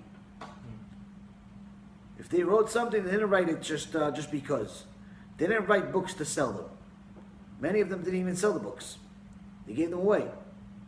just to cover costs in some cases, and sometimes gave them away free. Why? Because for them it was more important to publicize the Torah, not making money. So, the Divrei Chachamim, the things of the sayings of the sages, when you think about, you deliberate over them, you think about them, you see that there's sometimes you understand it, sometimes you don't understand it, but either way you should respect it. You should never say things like that treat Divrei Chachamim lightly. Like sometimes I hear people say very, very foolish things, show a lot of ignorance and disrespect for Chachamim. Like you say something that's like, yeah, but that's just in the Midrash. That's just an Agada. That's an Agada, it's an Agada, it's like a fairy tale. Chas v'shalom, they treat the Torah like it's a fairy tale, like it's something that people made up for no reason. You know, and it's, oh no, it's just a Midrash. No, it's just a Rambam. No, it's just a Gemara. Yeah, it's just a this, just a that. Before you know it, they say, oh, it's just God. It's just God. What's the big deal? There's no just. There's no just. Everything should be valued as if it's mamash from Moshe Mi'al Sinai. If Chachamim said it, if they wrote it, there's a reason for it. You should respect it. Even if you disagree, even if you are going by different halakha, even if it says, this Chacham says yes, he says yes, and what you go by because it says Shulchan Aruch, no, still, Zeh v'zeh divrei Elokim Chaim, they're both words of the living God. Hashem did not make everything black and white, where this yes is obviously yes and this no is obviously no. No, sometimes both are right. Sometimes yes and no are right. And the point of why Hashem did what He did is for us to toil, to fight for our version of it. Which one are you going to go by and why? Not just to go with yes because such and such said yes. If to fight for that yes. Now, if we're really busy with work, with sexual activity, with the pleasures of the world, if we're sleeping constantly, if we're talking nonsense constantly, if we're always making fun of everything, then we're never going to have time to fight for the emet. And that's why the Mishnah says limit your pleasures of this world, limit your sexuality, limit your business activity, your laughter, your conversation about mundane things, even your sleep. Don't be one of these cows that sleeps 10, 12 hours a day. Oh, I'm so tired. Only slept 10 hours yesterday. It's like every day is like the winter sleep for the bears. Don't sleep so much. You can sleep, there's no problem with sleeping, but again, remember, the younger you are, the more you should take advantage of it. And I don't just mean younger you are in age, also younger you are as far as your status in the world. You have less responsibilities when you're younger usually. No wife, no kids, or at least less kids, less financial responsibilities. Take advantage of it. Again, we go back to the other character traits that are supposed to fix over time this learning of Torah. Slowness to anger, a good heart. Faith in sages, acceptance of suffering. Meaning this Torah is supposed to lead to even deeper changes within you. Not just the superficial things. Not just the superficial things that you would think, but things that are deep within you. You've gotten used to being angry at everything. I remember myself waking up angry every single day. For years. That was my default. I would hate when people would ask me, what's wrong? Be the most annoying question in the world. I would tell people, don't ask me annoying questions. Don't ask me stupid questions. What do you mean, what's wrong? You know what stuff I have to do right now? I have to pay this, I have to do this, I have to do this, I have to do this, I have to do this. I give you a list of things. What do you mean, what's wrong? What kind of question is that? I was by default angry. It's a miserable way of life. Why? It's like having cancer with no cure. If you're angry at every single thing in your life, you have a very, very difficult life that you're giving for yourself. You're drinking poison thinking it's a vitamin. There's no mitzvah of being angry. In fact, it's an avirah. It shows lack of emunah, lack of bitachon. If you're learning Torah but you're still an angry gremlin all the time, that means you have to start working on it. You have to start working on the Torah that you're learning, because the Torah that you're learning obviously is not affecting your midot. Don't look for shortcuts. Don't look for the things that are just easy to fix. People like to study the things that they're good at. The guy's really good at, let's say, I don't know, he's good at generosity. He's a generous person, so he always likes to talk about tzedakah. It's very common, women ask me questions, oh, can you tell me more information about modesty? Who asked those questions? The modest women. The immodest woman never asked about modesty. The one that has no problem being modest, she always says, isn't it true that if a woman is not modest and she prays, the Shechinah doesn't listen to it? I said, yeah. Isn't it true that it's the immodest woman and gets punished? True. Isn't it true? Didn't you say it's the same questions last week? Yeah, okay, it's true. You don't have a problem. Why are you asking these questions? You're modest. You're modest. Why are you asking these questions? You're asking these questions because you care less about modesty. You care about being right. You care about knowledge. I mean, you have a different problem. You have ego. You have ego. You have to work on your ego. We all have to work on our ego. And we have to work on things that we're not good at. Not the things that we're good at. Things that we're not good at. Many times, people talk about how Am Yisrael doesn't have any unity. I hear this very often. I hear this. Converts bad-mouthing Am Yisrael, either during their conversion or after they converted. They spend a lot of time bad-mouthing Am Yisrael. Oh yeah, no one's religious here, they're all terrible, they're all this, they're all that, they're all this, they're all that. And never do I hear them say, yeah, but I have to work on something on myself too. Never, it never ends that way. It never starts that way. They always say bad, everybody else is bad. First and foremost, you should know in Shemaim, it's not exactly a good idea for you to talk bad about Hashem's kids, even if they're bad. When we mention it in our shiurim that most people are secular, that most people are going against Hashem and so on, it's not for the sake of Chas v'Shalom making fun of Am Yisrael. It's for the sake of reminding us of, number one, how valuable the chesed that Hashem gave us is to give us the opportunity to live on the right side. So it's a constant reminder of appreciation. Number two, it's a reminder that we have to do something about it to help our brothers and sisters that are not on the derech. It's not for the sake of making fun of it. It's a constant reminder that there's something wrong with it. If there's something wrong with something, if something's broken, somebody has to fix it. So a person needs to have a good heart. Good heart meaning that you have to look at things in a pure way, not just because of your own self-interest. If you see that somebody else is suffering, you see that somebody else is far away from Hashem, your heart should be good enough to the point where you want to do something about it. You can't let him continue living a secular life without ever questioning it. Faith in the sages, acceptance of suffering. Faith in the sages is, again, like I said, it's simply understanding that if Rabbi Akiva wrote it, if the Baal Shem Tov wrote it, if Abu Badia wrote it, if any of the sages from previous generations or current generations wrote it, there's a reason for it. The fact that you don't understand it is your lacking, not the Torah's lacking, not the sages' lacking. Don't jump to conclusions saying, no, I disagree with such and such rabbi. It's a very bad idea. It's a very bad idea to just openly say you disagree with any rabbi, even someone from our generation. Why? Because usually, but you reviewed the problem. By the time you decide to disagree with something, you reviewed the problem for 30 seconds. Whereas by the time he wrote it in a book, he reviewed it for about 30 years. Meaning there was a lot more thought that was put into him writing it than you thinking about it. A lot of times people don't think about things very clearly before they say no or yes. And it's a mistake. It's a mistake. The Gemara Bava Metzia, page 30b,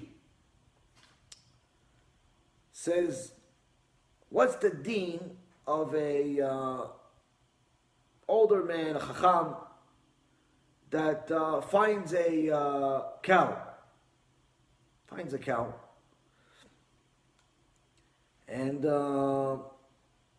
he knows this belongs to somebody. But he's old. He's not a young guy. He's a chacham. He's not a fool. What's the deen? Does he have to give it back? It's a mitzvah to give things back. You find a wallet, you have to give it back. So what's the change here? Gemara says, what if he's an older man? It's going to be a big struggle for him. Or he's a chacham. It's not big kvodo to go return this cow. It's a rabbi. It's not a kavod for a rabbi to start pulling the cow. No, come on this way. No, come. Let's go back to Moshe's house. No, come on. He has a shiur to do. What's the deen? Gemara says, the deen depends on what he did.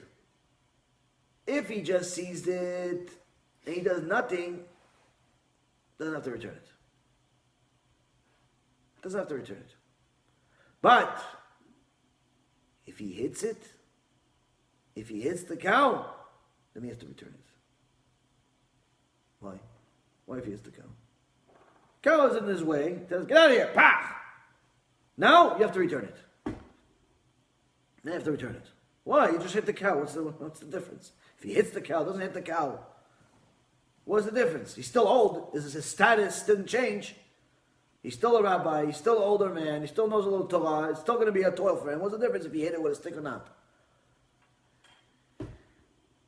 Average person says, oh, he hit the cow, so maybe some damage he caused to the cow. The cow is in pain, so maybe he feels bad for the cow. In today's world, they're going to start being politically correct. He feels bad that he hit the cow. It's not right. Who does he think he is for hitting a cow?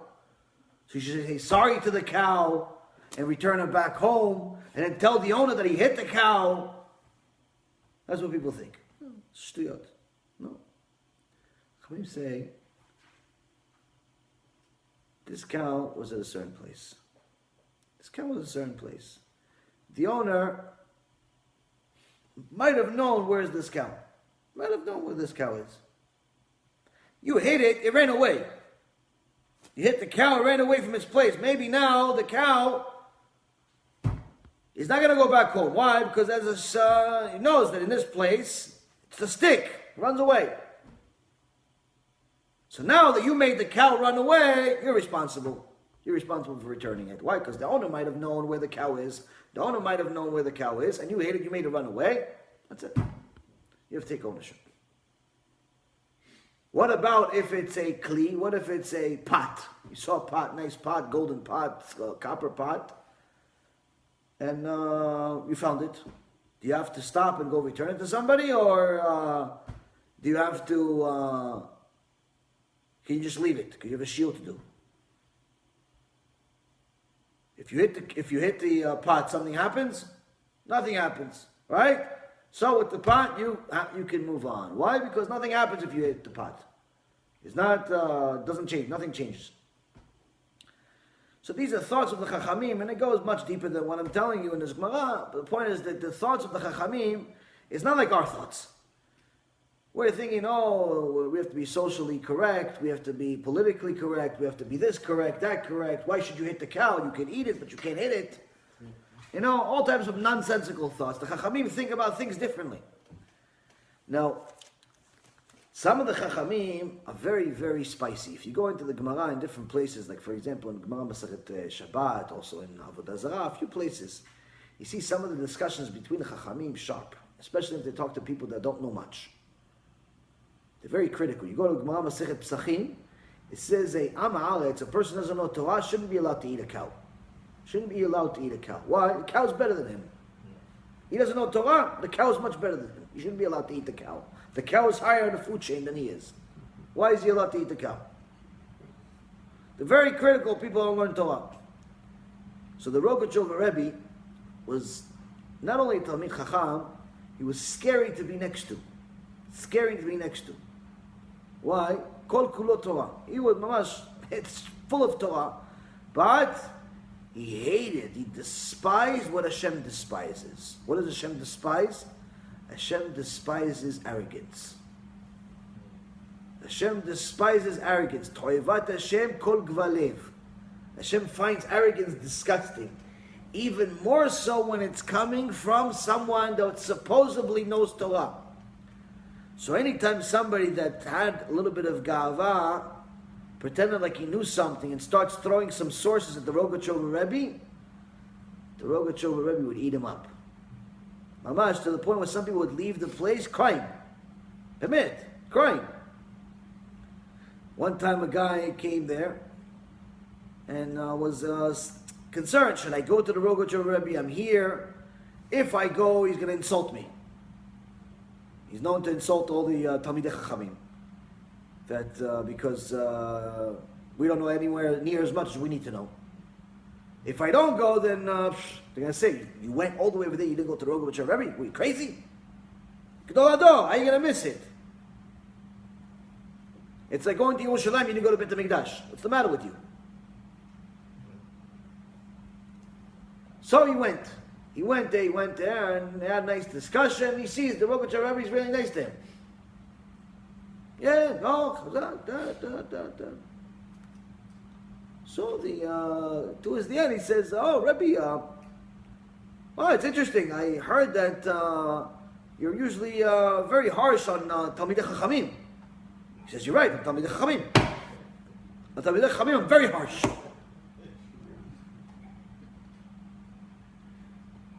Why? He didn't realize he's not even in the category of a Talmid Chacham. There's no reason to be harsh on him.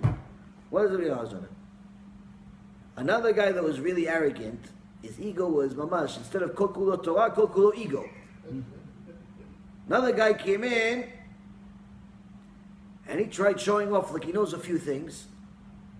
So Rogatchover Rebbe says, I have to ask you a question. You know, in the Torah, we have several places that they talk about the cow, and you hit the cow.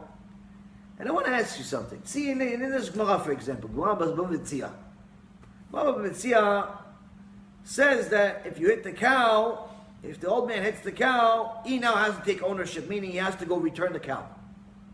Now I have a question. The cow, after he hit her, it ran away, right? He says, yeah. He says, when did it stop running? When did the cow stop running? Did it stop running when it stopped hurting? Like the hit stopped hurting? Or when it stopped running when it didn't see the guy hitting it anymore? It ran far away enough that it didn't see the guy hurting anymore. When did the cow stop running? So the guy, his ego is this way. He's like, wow, the Rogatchover Rebbe is asking Kvodo a question, I understand, but Kvod Harav, I think you would have to ask a question, such a question, to a shepherd. Somebody that's an expert in being a shepherd, hitting the cow sometimes. The Rogatchover Rebbe goes, no, what shepherd? I'm asking you as the cow, when do you stop running? When the stick stops hurting you, or when you don't see the stick anymore?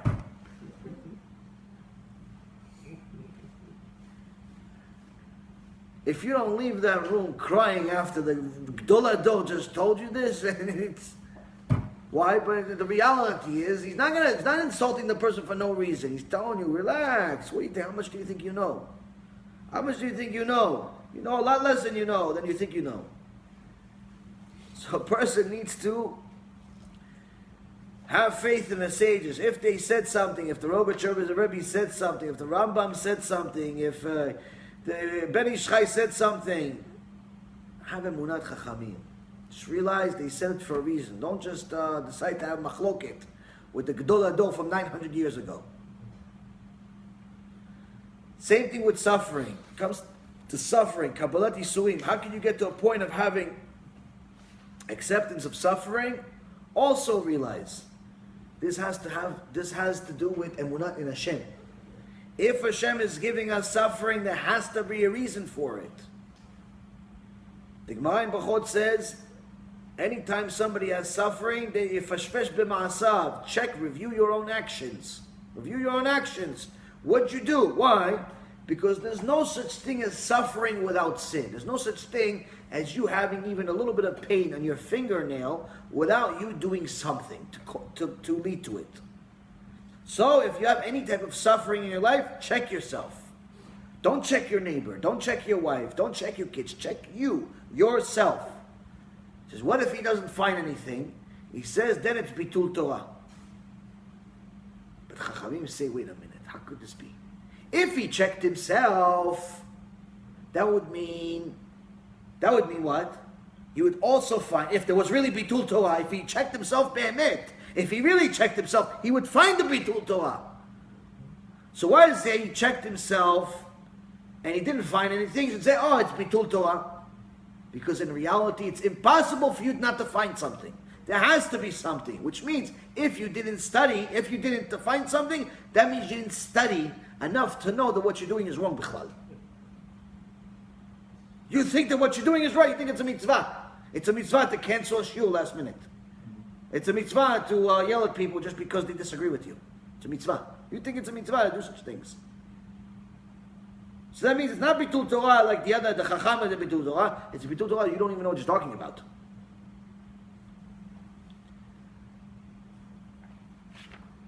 If Hashem is giving us suffering, there has to be a reason. You have to give Hashem kaf zchut. You have to have emunah in Hashem to know that Hashem is doing it for a reason. Know your place. Makir et mekomo. Be happy with your lot. Put a protective fence around your personal matters. Claim no credit for yourself. These are all different aspects of anava and being happy. If anyone just works on one of them, they'd simply improve their happiness by 25% at least. If everybody was just simply happy with whatever Hashem gives them, automatically they have a smile on their face all day. If anybody takes the initiative and puts a protective fence around them and they don't put themselves in a way of sin, automatically you're going to limit at least 90% of the sins that you make. If you think about what potential sins can happen at every place before you go there, not after you go. After you go, it's already too late. If you think about the sin that can happen at this place before you go, automatically you're going to eliminate 90% of your sins. Why? Somebody sends you an invitation. Dear David, please join us in this big simcha that we're going to have wedding of our son and daughter in this hall and such. Now, if you don't think, you're saying, oh, RSVP right away. Honey, we're going to the wedding of the Smiths in 4 weeks. Automatically you decide. Why? You have no yirat shamayim. You decide right a week. Oh, honey, we're going to get free dinner in 4 weeks from now. In 4 months from now, we have free dinner. So, not really free. You have to give them money for the wedding. But anyway, we have plans. I'm going to finally take you out. You know, you've been complaining about taking you out for a while. I'm going to take you to the wedding of the Smiths. I'm going to take you to the wedding of the Greenwalds. That means you have no yirat shamayim. Why? You didn't think about it.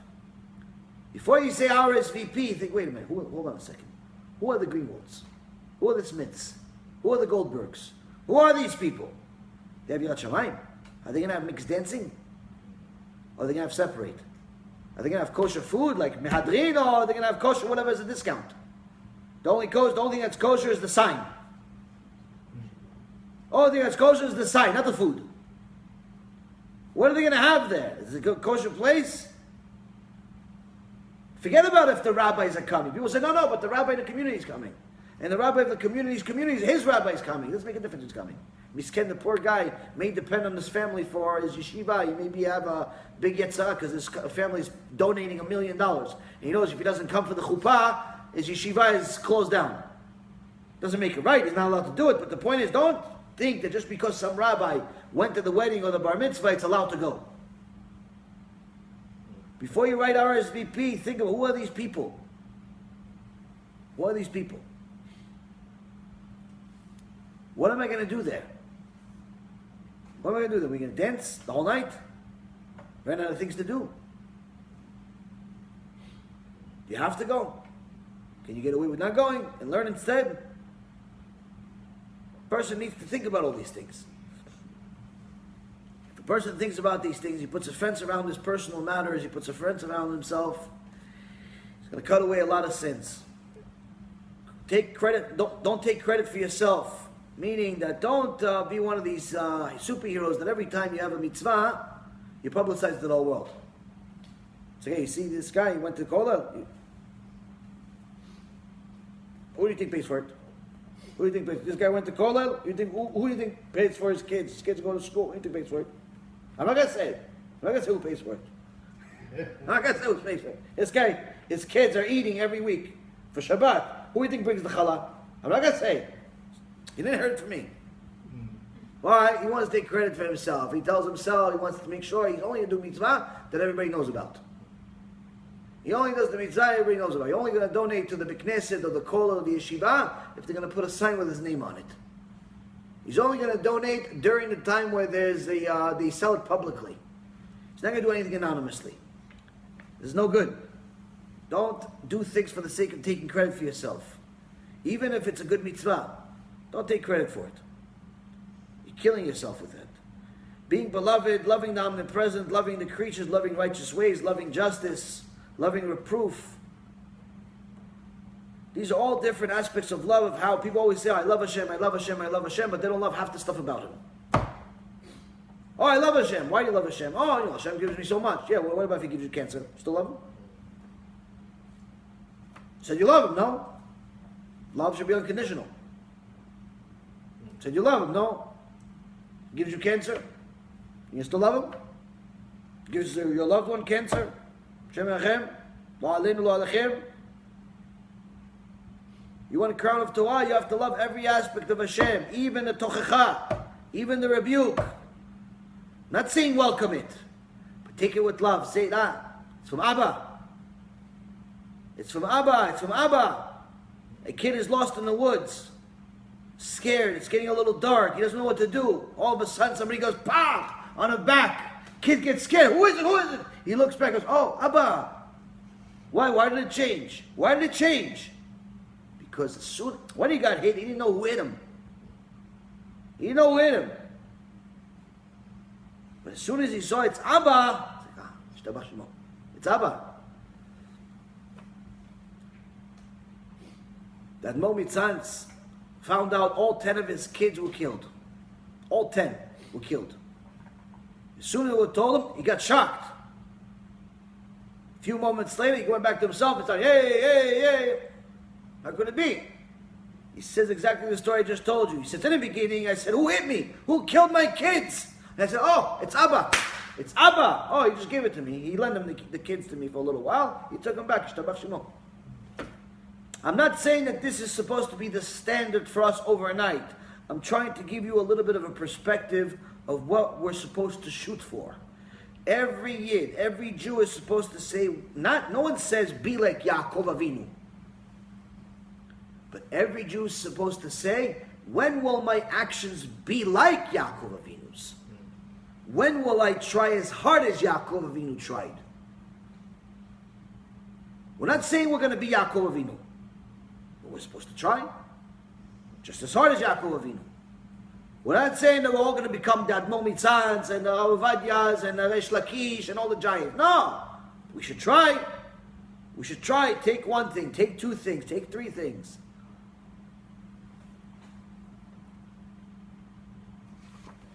Love every aspect of Hashem, including the reproof, including the things that are difficult. Find a way to look at things with a favorable eye. Keep away from honor. Don't be arrogant with your own learning. Not enjoying halachic decisions. These are all different aspects of treating the Torah with respect. Not thinking that it's just yours to show off or anything like that. And also being very careful with Torah. Shlomo HaMelech says that sometimes there are certain people that pretend like they have a lot, and in reality, most of the time, these people don't have anything. He says in Proverbs 25:14, like clouds and winds without rain, so is the one who lauds himself for a false gift. He thinks he's gifted, but in reality, he's just like there's clouds and there's wind, but there's no actual rain.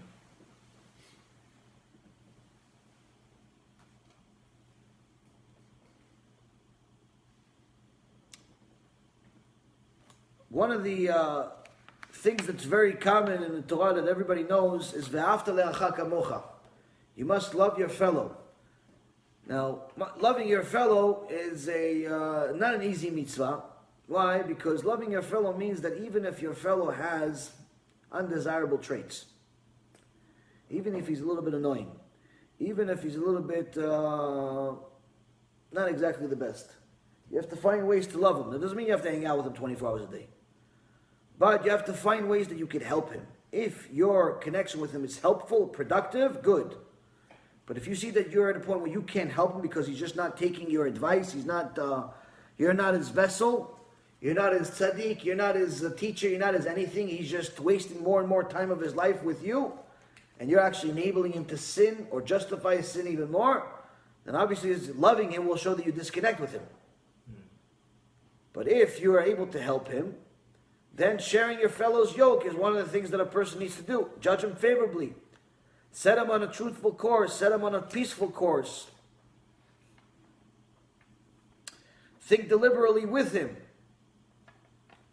When you go back, when you're having conversation, you have to ask and answer. Meaning that it should be a back and forth conversation, not just you talking, and him just listening. Why? Because if he's just one-way street, he's gonna feel like you're just talking at him and not talking to him. This can become difficult at times because sometimes what he says is complete nonsense. Or what she says is complete nonsense, so it's better they don't talk. But sometimes really to get to the root of the problem, you have to let them talk. So sometimes the way to get to a solution is just by talking a little bit and listening double. Not because that they're going to help to get to the solution, but they just need to get some stuff off their chest. And no one's willing to listen to them.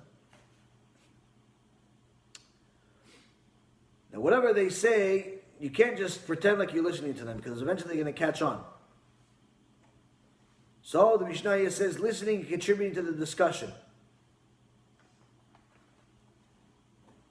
In order for you to be a really good quality listener, you have to take whatever they're saying and contribute it to what your point is. You have to be smart. Meaning that you have a certain direction that you want to get to. You want to get them to Yirat Shamayim. But they want to talk about movies. They want to talk about their hobby of watching movies. But it's not good for them to go and continue this hobby. So what are you going to do? Start thinking, how could I use the nonsense that they're saying to get them to Yirat Shamayim? You have to be creative. You have to ask Hashem for prayer. Pray to Hashem. While they're talking, pray to Hashem, to yourself. Pray to Hashem, please give me something to say. Give me something to say. Give me something to say that's going to get them back to where we need to get to. Please Hashem, please Hashem. You know what? That movie that you mentioned, that Transformers, it's pretty amazing how Hashem instilled the thoughts for people to give them such imagination of how people would think that an alien would be a robot and turn to a truck. And isn't that amazing that Hashem gave you the thought? And you go back to Hashem. It's like, yeah, it is amazing. Now you go back to Hashem again. You understand? You have a certain destination. You have a certain destination. You have to get them to where you need to get to. But they have a lot of nonsense in their head. They have to get off their chest. So what do you have to do? Listen to what they're saying and learn little by little to use some of what they're saying to get them back home. Because if you just talk about your end, and not going to let them talk about their end ever, it's never going to work. There was one rabbi that said a story about how there was this certain rabbi in a Hasidic community that his son all of a sudden became disinterested in Judaism. So they asked this rabbi, do you think you can help my kid? He's off the derech, he's not keeping, he's not this, he's not that. So the rabbi says, yeah, I went and visited the kid. And all of it, the kid initially was defensive. He didn't want to talk to me. And I said to him, no, listen, I'm just here to be a friend. So the kid, quiet for a little while, and he asked him, you like music? You know, it was quiet, it was weird. So the kid started, he goes, you like music? The rabbi says, yeah, I love music. Why, you know how to play music? The kid says, yeah. He goes, let's play. He goes, really? My dad never likes to play. He goes, yeah, let's play, why not? I know your dad. Let's play. Kid takes out, I think it was a violin or some other musical instrument, and starts jamming, starts playing, and he was actually pretty good. And the rabbi says, wow, you're pretty good. He goes, really? Yeah, you're amazing. Kid all of a sudden, first time in his life, he got a compliment. First time in his life, he got a compliment. Not for his Torah, just for something he liked. Just for something he liked, he got a compliment. So the kid says, you going to come back tomorrow? He said, yeah, I'll come back tomorrow. What time are you going to come back? He said, come back at 4. Oh, yeah, I'll come back at 4. Next day, he goes, so, you ready? He brought, what did he do? The rabbi brought something with him. Some guitar or something. He goes, I came prepared. He goes, you know how to play? He goes, yeah, I know how to play. Let's play. They start playing music. Now you're thinking, where is this going to Torah, Yirat Shamayim? How is this kid going to go off the derech? They're just rock stars. What is this? No. Chacham sometimes needs to know how to get to the destination, even if you take a detour. Even if you take a detour. He played with him, and he became friends with him, and he earned his trust.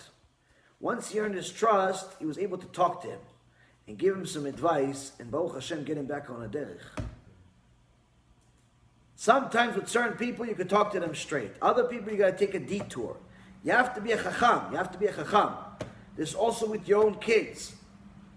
You can't just smash everybody's head against the wall and say, until they understand, we're not going to do anything else. No, my friend. Yeah, it's different people, different things. My father always tells me, he goes, you see your fingers? They're all different, right? That's people too. They're all different. They're all different. I used to always try to teach all of my employees the same thing and expect them all to have the same result. And it would drive me crazy that they would have different results from each other. I said, what are you guys, retarded? I gave you the script. I gave you the pitch. All you have to do is say it. All you need to do is read. All you need to do is read. I'll tell you when to fluctuate your voice, when to increase it, when to lower it. In so many words, all you need to do is be a parrot. If it was legal, I'd hire parrots. So I would expect perfection. And it wasn't that way. Why? Because there's certain personality traits that have to come in. And it's not just being a robot. You have to have personality. You have to put yourself into it. The point being is that I would always expect certain results from certain people and it wouldn't happen. It would drive me crazy. And my father told me, listen, you're expecting them to be you. They're not you. They will never be you. You are the only one that will be you. You can't also be them either. Everybody's got their own thing. Doesn't mean it can't be successful. They are going to be successful in a certain thing in a certain way. Not necessarily the same thing as you. Maybe more, maybe less. Even more so in the world of Torah. You have to understand that even though you may like the Midrash, you may like Me'am Loez, you may like Gemara, you may like the Shas, you may like the Shulchan Aruch, you may like something, it doesn't mean that your kid's going to like it also. And you can't just give up on your kid as soon as he disagrees with you. He doesn't like this Midrash, he doesn't like this Gemara. No, you can't throw him away. Say, okay, so what do you like, son? Fine, I understand. You don't like learning Gemara. Okay, what do you like? What do you want to study? I want to study superheroes, Abba. Okay, all right, fine. No, you want to study superheroes? Let's study superheroes. Let's open the stories about the 12 tribes. Why? You go to Me'am Loez, you go to Midrash Rabbah, you go to the Midrashim, you see, they were the original superheroes. Now, how are you going to know this? That means you learned Torah before he was born. That means you learned Torah while he was growing up. But if you didn't learn Torah, the kid's going to say, I want to learn superheroes. What are you going to say? All right, you know what? Let's watch Spider-Man. Let's watch Superman together. Next thing you know, both of you are Superman and Spider-Man together. Both of you have a costume on. Now, instead of just the kid doing tshuva, the father has to do tshuva also. Why? Because he became Spider-Man and his kid became Superman. Anything that's any good in the world you can find in the Torah, but you need to do it. You need to learn. You need to talk to people in their language. And now it continues and it says, "Ve'alomed al menat la'asot." Learning in order to practice. A person needs to know that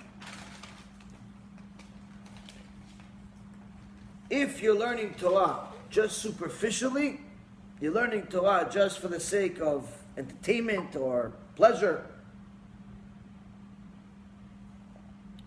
but you're not doing what you're learning, Torah is not going to affect you. Many people ask me, how do I do tshuva? I said, learn these shurim. I sent them the links to our MUSSAR Pirkei Avot series. Baruch Hashem, we are over 160 shurim in. Almost two is the end. Bezrat Hashem will be finished soon. I tell them, here's a list. There's 160 shurim. Learn all of them. It's like, wait, isn't there an easier way to do tshuva? No. Isn't there one shiur who could just tell me what to do? No. Yes, there's plenty of shurim that I talk about tshuva. Just type my name. Go to YouTube. Yeah, right, Yaron Reuven. Tshuva. You'll find a slew of shurim talk about tshuva. But that's not going to help you do tshuva.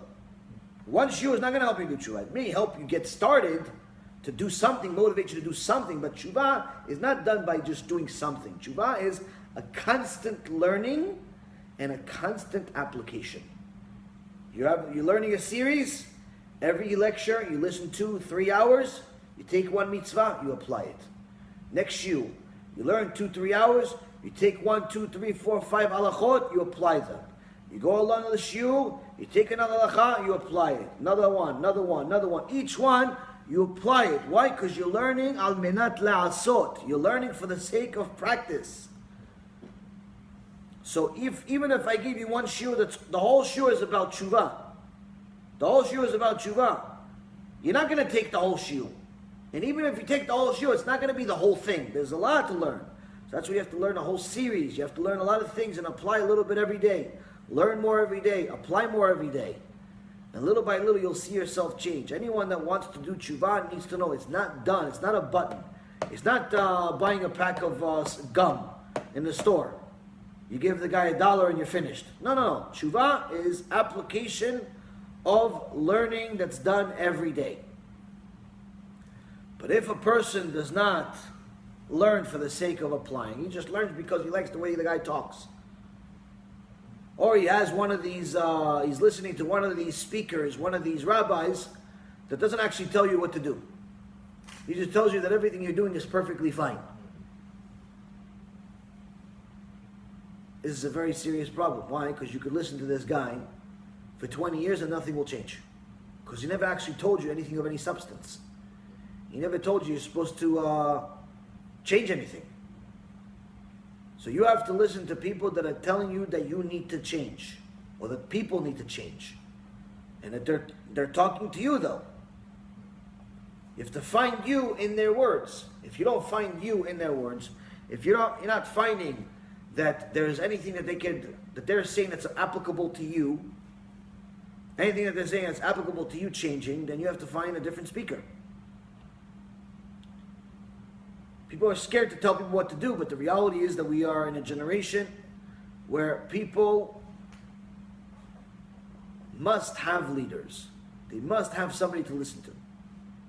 We simply don't know enough to lead ourselves. We're also not allowed to lead ourselves.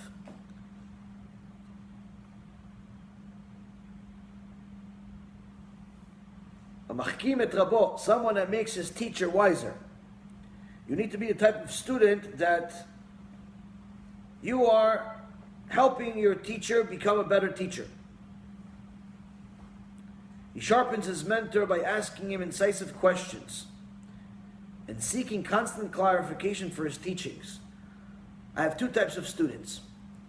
One type of student, or more than 2, but there's 2 that stand out. One student asks a lot of questions. I have a couple of young kids, 15, 16-year-old kids. They ask me a lot of questions. And they have good questions. They have good, serious questions. Sometimes it makes me wonder what they learn in school, because some of these questions they should know by being in school, by being in yeshiva. But I never, it doesn't bother me, the questions. I like it, and it helps. I give them answers, especially when it's quality questions. And then I have another type of student where they ask, either they don't ask anything at all, they just disappear, and you just hear from them, I don't know, once it's too late, once a year, or they ask all types of questions that have nothing to do with anything. When do you think the Mashiach is coming? Do you think he's coming this year? Are you going to do Aliyah? How much do you study per day? Have you finished this? Have you read this? Who's the student, you or me? Why? What do you care how much I study? What do you care if I finish this or this?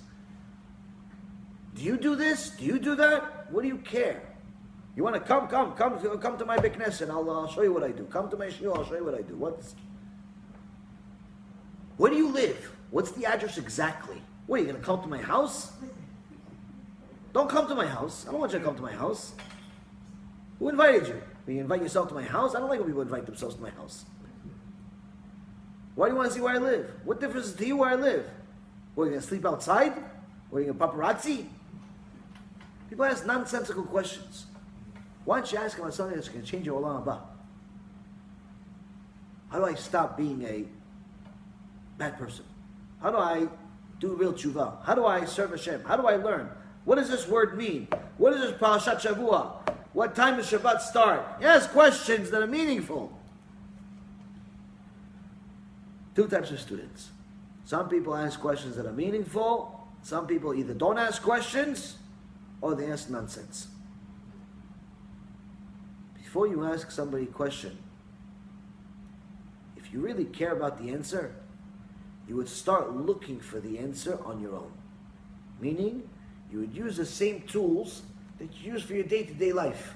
Unless it's urgent, which, if it's urgent, you should call 911. In reality, I always tell people, if you ever, people sometimes they send me a message, 1 o'clock in the morning, I need you to call me now. Or even if it's 1 o'clock in the afternoon, I need you to answer the phone right now. Guess what? I'm not even answering the text. Not only am I not answering the phone call, I'm not answering the text. Why? Well, I work for you.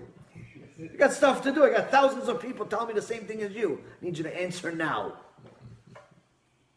Or tell me, when will you be available to chat? Never.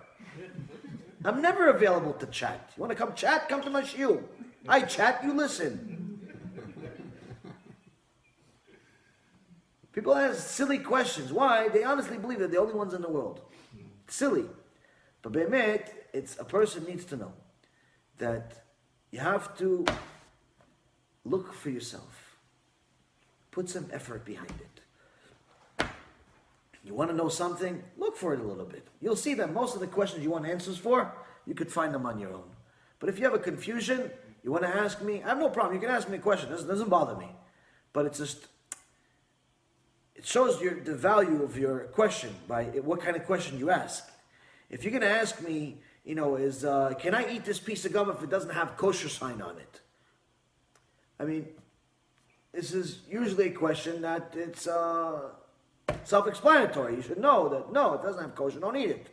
But if you're brand new, fine, ask the question. But if you're already 5 years about tshuva, and you've heard that you shouldn't eat gum because it has, gelatin in it, and so on and so forth, but you're just trying to find a rabbi to say it's okay, it's a problem. So, first and foremost, you should look for the answers. You should look for the answers, and then when you ask the question, ask a question in a substantial way. Meaning, I hear that gum has gelatin in it, but some people say that if it's not flavored, then it's okay to eat. So can I eat this gum that has no kosher sign on it? The answer is still no, by the way. But the point is, can I do it? That's a substantial question. Why? It shows that you've put some effort behind this question. Then you're going to ask a follow-up question. I have some vitamins. Some vitamins come in these tablets. And the tablets also have gelatin in it. Can I use this vitamin? It's a vitamin. It's not gum. The answer is, if the vitamin has flavor, then no, you're not allowed. If it doesn't have flavor, then you're allowed. So if the gelatin has flavoring, then it's the same thing as gum or jelly beans or anything that has gelatin that's not kosher. It has to be kosher. But if it has no flavoring, then it means that the flavoring of the gelatin was destroyed, and it's something that even a dog would not eat, and therefore you're allowed to consume it according to Rabbi Vadia and most poskim.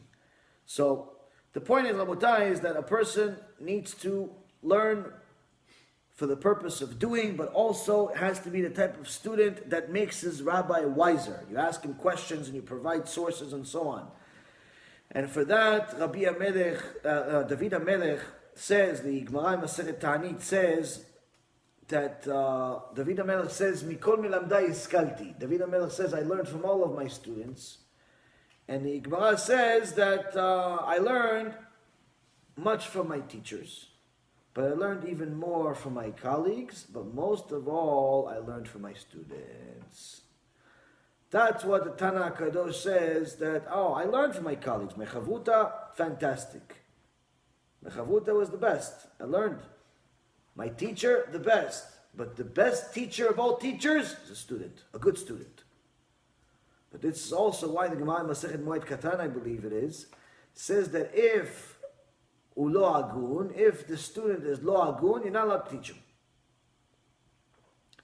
If the student is not a fair student, you're not allowed to teach him. What's an unfair student? Unfair student is a student that's looking to listen to you and find ways to distort what you're saying. He'll come to the lecture. He's not going to do a single thing you say. He's only going to come to find things that you say so he can find ways to manipulate it. So he can find ways to distort it, to go against you. So that's why there's sometimes people ask me certain questions. If they're specific people, I don't answer them. Ever. Zero. Or I tell other people not to answer them. Why? Because they're lo agun. They're unfair people.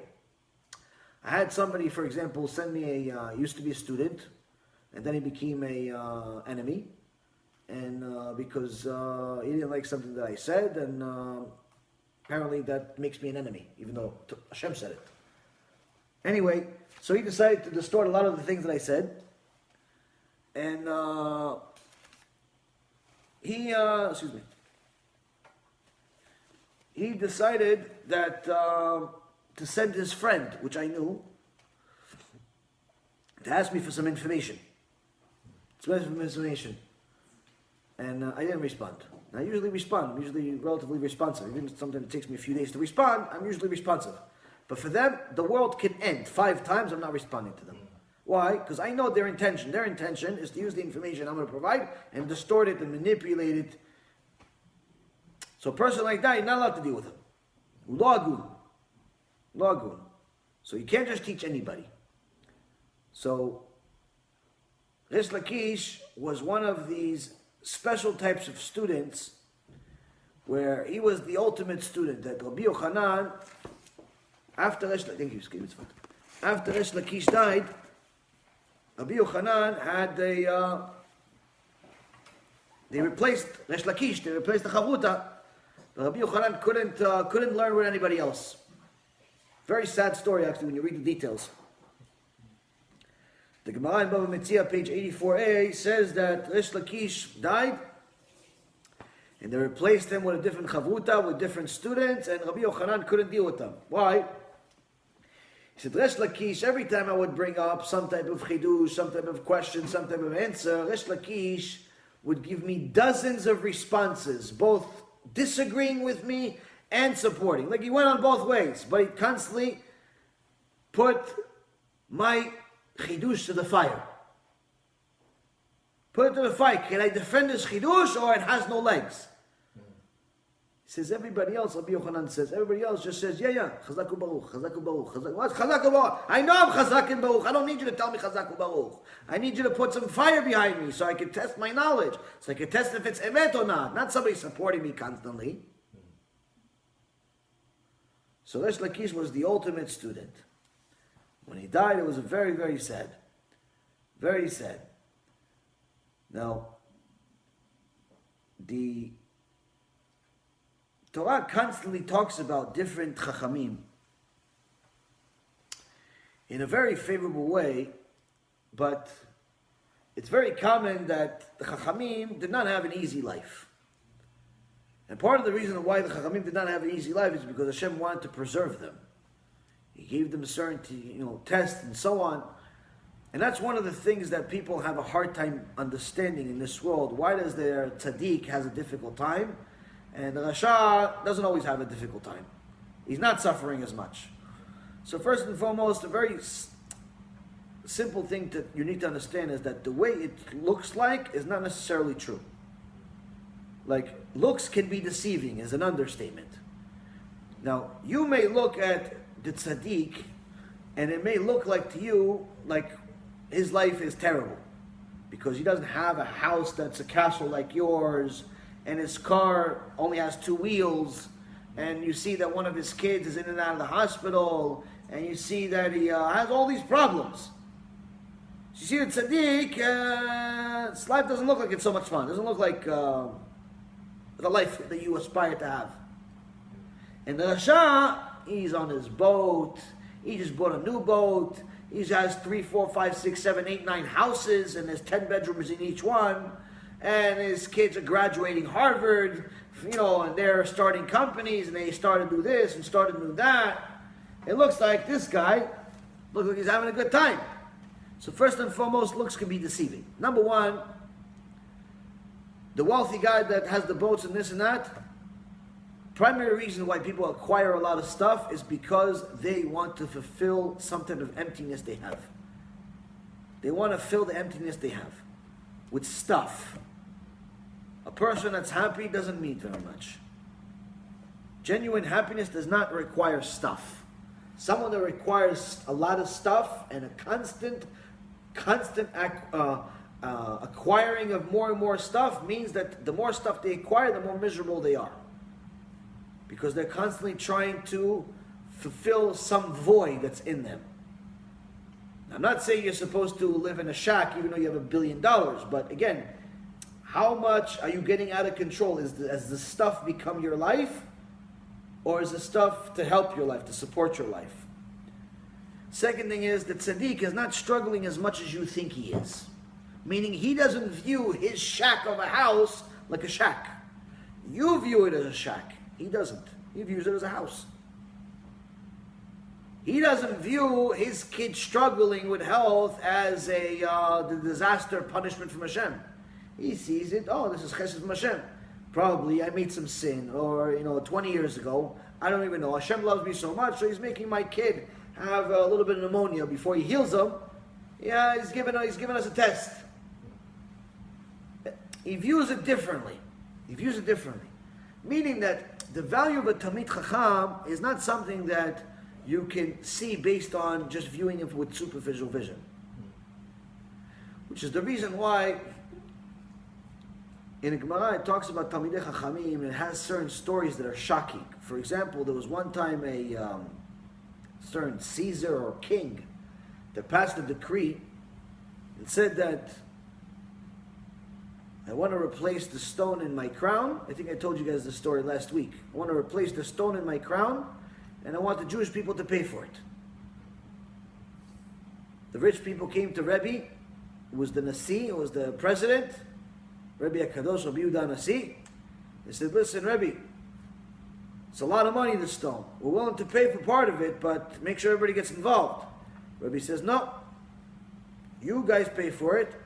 My Talmidim are not paying a penny. So why not paying me? Why? Well, if they're not paying, if they're not joining in, we're going to leave. And then all of it's going to go on them. He says, leave. Are you scaring me? Leave. Rabbi HaKadosh, Rabbi Yehuda Nasi, wrote the Mishnah, wrote the Avot, wrote everything, put everything together, oral Torah together. He tells a bunch of Jewish rich people, leave. Don't need you. You don't scare me with your threats. They leave. Half of them are left. The king sees this. He says, okay, listen, now you guys only need to pay, seems like some of you guys left. You only have to pay for half of it. Half the stone. I'll get the other half of my own.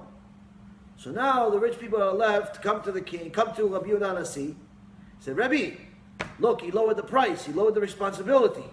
So at least now, there's less people, but he lowered the price. Let's at least have the Talmidei Chachamim. Your students contribute. It's less money now. Rebbe says, no, they didn't want to pay before, they're not going to pay now. They study Torah. You don't study Torah, you have to pay the whole thing. Say, Rebbe, listen, don't mess with us, Rebbe. You don't make them pay, we're going to leave. And then all of it's going to be on them. Rebbe says, you want to leave? Door's right there. Don't touch my prophets. Don't touch my Mashiachs. Al tigu Meshichai u'beneviyai. Don't touch my Mashiachs. Don't touch my prophets. Meaning, my Talmidei Chachamim. They're all Mashiach. They're all prophets. What are you talking about? They're not going to pay a penny. It's not that they don't have. They have. But it's not their responsibility. It's your responsibility. You work. Rich people leave. One person is left. The king gets upset. He says, what, you guys are all leaving trying to bail on me? All of it, this one guy has to pay now. The one guy leaves, runs away. All of a sudden, the king sends messengers. Okay, decree's canceled. I don't need the new stone. And on this, Rabbi HaKadosh said something that you have to think about constantly. He says, don't you see? En pur'anut ba'a la'olam, ela bizman she'ara'im ba'olam. that there's no problems that come to the world unless there's people that are Reshayim. Meaning, this decree, it's not that the Talmidei Chachamim, I want to save their money. No! The decree, the negative decree is not because of them. It's because of the other people that are not learning Torah. So because it's because of you, you pay it. You're the one that you're not learning Torah, you're not fulfilling the mitzvot the way you're supposed to. You pay it then. They're learning Torah. They're not causing Hashem any anger. We can't necessarily say the same thing today because it's not that level of studying and so on. Sometimes you see somebody going to a kollel smoking cigarettes all day. I heard a story today. Hashem Yirachem. Rabbi Reuven told me today. There's a yeshiva student decided to hate his mom. Yeshiva student decided to hate his mom. His mom called Rabbi Reuven crying hysterical. Locked herself in a room because our yeshiva son decided to lose his mind on his own mother. Death penalty. Torah says death penalty. So you can't say just because he has a kippah, he goes to yeshiva, he's a perfect person. But the point is that when someone is really a chacham, aspiring to be a chacham, already a chacham, whatever the case may be, you have to know, he is different. He's not like you and me. He is different. He's a chacham. He has a different account in Shemaim. You can't put yourself in the same equation as him. You can't say, Rambam said this and I disagree with the Rambam. No. There's no I disagree with the Rambam. There's no such thing. You have to find somebody else that's bigger that disagrees. You have to go to the Rosh. You have to go to Rabbi Akiva. You have to go to somebody before him. You can't say, I disagree with the Rambam. Who are you? To disagree, you have to be on his level. But that's the thing. If there's no Yirat Shamayim, if there's no Kvod Chachamim, we lose ourselves very quickly. We're almost done. Amekaven et Shmuato. Someone ponders over what he's learned. Meaning that a person has to consider each and every single idea to the extent that when he hears it from a certain source, he has to hear it and memorize it the way he heard it. A lot of times people say things and they're wrong because they just listen to it and they only try to memorize the point. They only try to memorize the bottom line. This is the wrong way. This is the wrong approach. We're not learning Torah by heart like we learn for a math test or a science test. Pick C. It's the frog. It's the penguin. It's the, whatever it is. No. We learn Torah, you have to learn the entire equation. And now when you hear it from a teacher, you learn it from a Talmid Chacham, you have to not only remember it, not only remember the point, remember how he got there. Meaning you have to, the more you value something, you have to ponder it, and how did he say it? Hillel HaZaken valued the Torah of Shmaya and Naftalion to such an extent that he would even repeat their teachings with their accent. They had an accent.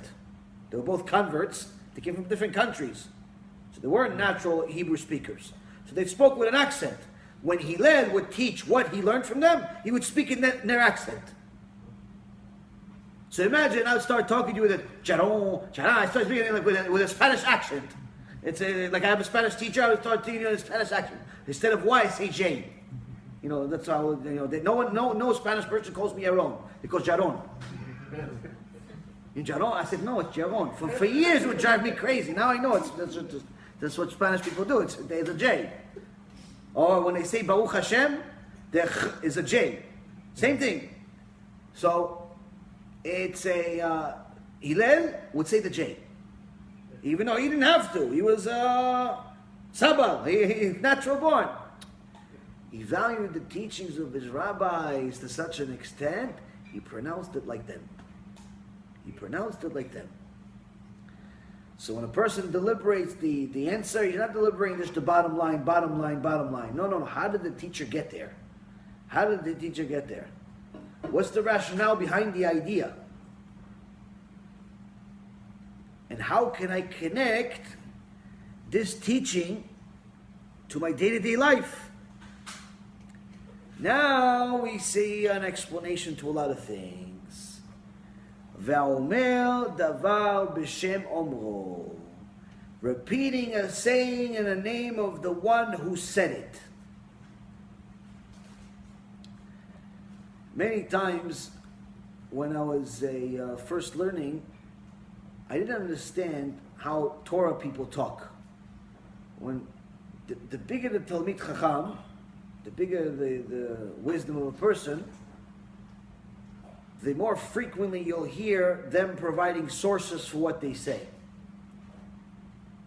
Some take it a little too excessively, where it almost seems like it's a show-off, where they mention 87 sources for every single thing, which is great, it's impressive, but it's not necessary. The crowd already gets the point. There's a source for it in the Torah. You don't have to mention every single source.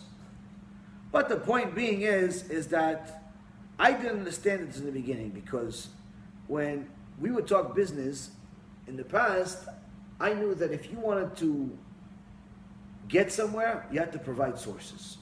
You can't just decide that this is this and this is that. You have to provide sources.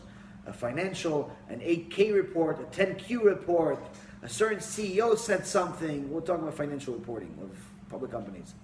A certain CEO said some this, a certain professional said some this, certain engineering report said something. You have to provide sources for your argument of why to invest or why not to invest. So I understood sources, but usually you wouldn't mention the source with a page number and a paragraph number and like the details, which was new to me.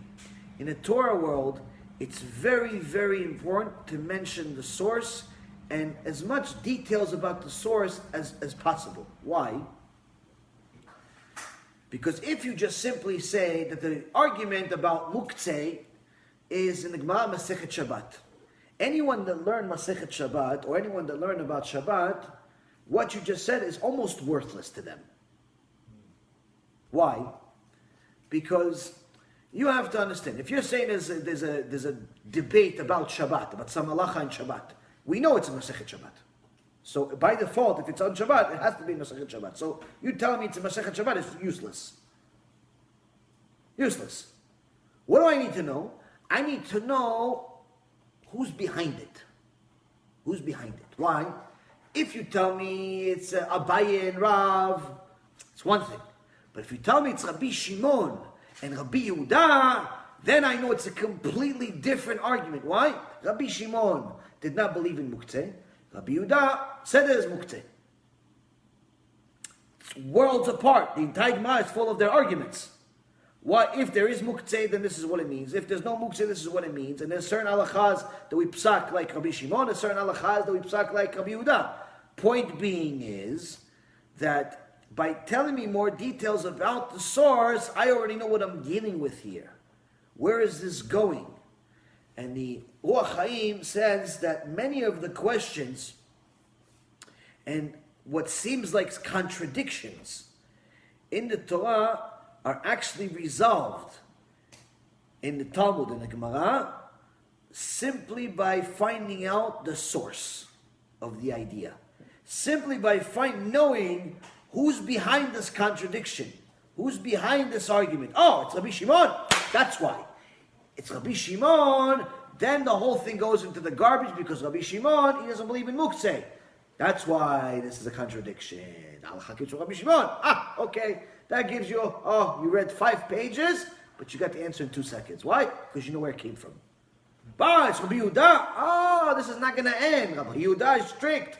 He says you can't touch and you can't do this and you can't do that and can't do that. So now it's not a contradiction anymore because I know where it came from and so on and so forth. And this is this is not just this, I'm just giving you one small tiny example.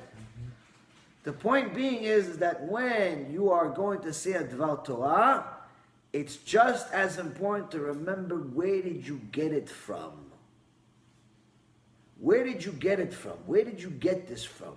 Where did you find this? And this is something that I see is critical, even more so in our generation. Why? Because the overwhelming majority of the confusion in the world, where people are getting a mixed message, they hear us talk about punishment, reward and punishment.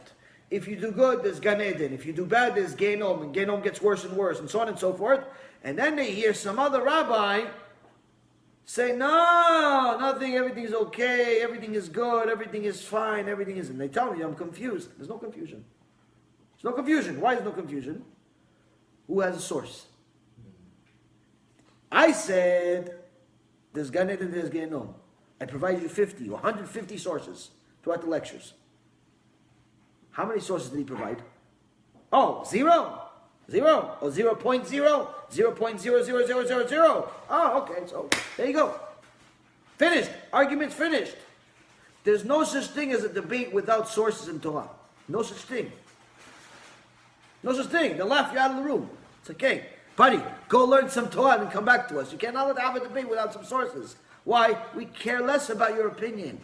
We care about Da'at Torah. Where did you find this? Did you find this in a comic book? Or did you find this in Torah? If you found it in Torah, provide a source. That's why the story yesterday that I told you guys about this fake Chabadnik that argued with me for an hour and a half. Guess what? For an hour and a half I was waiting for one source. For an hour and a half I didn't get a single source. All he said is like, yeah, but you know, the Rebbe wrote a letter that said such and such. I said, okay, send it to me. He goes, oh, it's not good enough for you that the Rebbe said it? I said, I didn't say it's good enough for him. I said, first of all, Rebbe's not halacha. You may want to paskin as al Rebbe. He's not halacha. He's not Shulchan Aruch. That's number one. Oh, so it's not enough for you. I said, no, it's not enough for me. I'm just saying, he's not Shulchan Aruch. He's not Shulchan Aruch. If Rebbe said there's no reward and punishment, he never said it. But if he said it, I wouldn't automatically do what the Rebbe said, or what you're saying the Rebbe said. So that's number one. I have to go Shulchan Aruch. Number two, send me the letter anyway. No, I'm not going to send it to you, says to me. I'm not going to send it to you. Why? I said, why not? Because you're not going to listen anyway. I said, because you don't have it. Because even the lie that you just made up, you don't even have that, do you? There's no such letter. You liar. Mamash kofrim gmurim. No sources. You want to get to the bottom line, you have to get sources. You have to get to the source. That's why when you teach, a person needs to mention the name of the person, of who they heard it from, because the Tiferet Israel says that if you value their Torah, you're valuing it like a treasure, and therefore you are in debt to them. So showing people, this chidush I heard from Rav Nissim again. What is that? I'm in debt to Rav Nissim again because I heard this chidush from him. This chidush I heard from Rav Mizrahi. I'm in debt to Rav Mizrahi for this chidush. This halacha, this chidush I heard from Rav Ephraim. I'm in debt to Rav Ephraim. Why? He gave me a treasure. He gave me the difference between life and death. I decided to choose life because of what he said. So of course I'm going to mention his name. It's not a matter of, everybody should start clapping their hand for Rabbi such and such because I mentioned his name. No, you need to know that where there's a source. Why? Because now if you know it came from this rabbi, you know that this rabbi, he always goes by the Gemara. He doesn't go by his own opinion. So now you can track it back to the Gemara. If you go by the Gemara, then you can track it back to Mount Sinai. So you can track it, whatever I say today, all the way to Mount Sinai. But if the guy says no source, then where did he get it from? Maybe he got it from a cereal box. Maybe he got it from a Reform rabbi. Maybe he got it from a misunderstanding. You can't rely on it. You can't live your life that way. So much so that the Yalkut Yehuda says that even if a person says, there was a Chacham that said this halacha, but you don't say the name, it's incomplete. Why? You're supposed to say the name. You're supposed to say the name. If you forgot, you forgot. Then you have to apologize that you forgot the name of the Chacham. But if you know the name, you can't just say, no, I heard this, there was a person from a previous generation. He said such and such. Now, if you're saying that because you just forgot, then okay, it's on, you're being honest. But if you know who it is and you just simply decide not to do it, it's no good. No good. No good. Shlomo HaMelech says that when it's very common for people to say things that Chachamim said, but you don't mention their name. And it's considered stealing. Why? Because if you don't mention it, the source, it sounds like you came up with the idea. So Shlomo HaMelech says in Proverbs 22:22, do not steal from the poor man, for he is poor. What does it mean, do not steal from the poor man, for he is poor? He's poor, we know he's poor. If he's a poor man, we know he's poor. Why does Shlomo Melech repeat, don't steal from the poor man, he's poor? We know he's poor. Why, I'm allowed to steal from the poor because he's rich? I know he's poor. He says, listen to what you're doing. The poor man, what does he have? All he has is Torah. You're going to steal that from him too? All he has in this world is his Torah. You're going to steal that from him too? How much of a rasha can you be? He's already poor. He has no money. He's struggling to pay rent. He struggles to have a house. He lives in a little shack with some chickens. All he has is a Sefer Torah, is Chidushim. And now you're going to steal from him too? How much of a rasha can you possibly be? Person needs to know, if the guy has a chidush, it's his, it's not yours. Mention his name. Mention his name. The Rabbi Shmuel Alter says something very funny. He says, you know, sometimes you have speakers, they finish their speech with a saying, oh, Be'ezrat Hashem, the Mashiach Tzidkenu is going to come, B'mera b'yamenu. Right, they say it. He says, you know why they say it? He laughs. He goes, because speakers, it's very common for them to steal the Chachamim's ideas and never mention the Chachamim.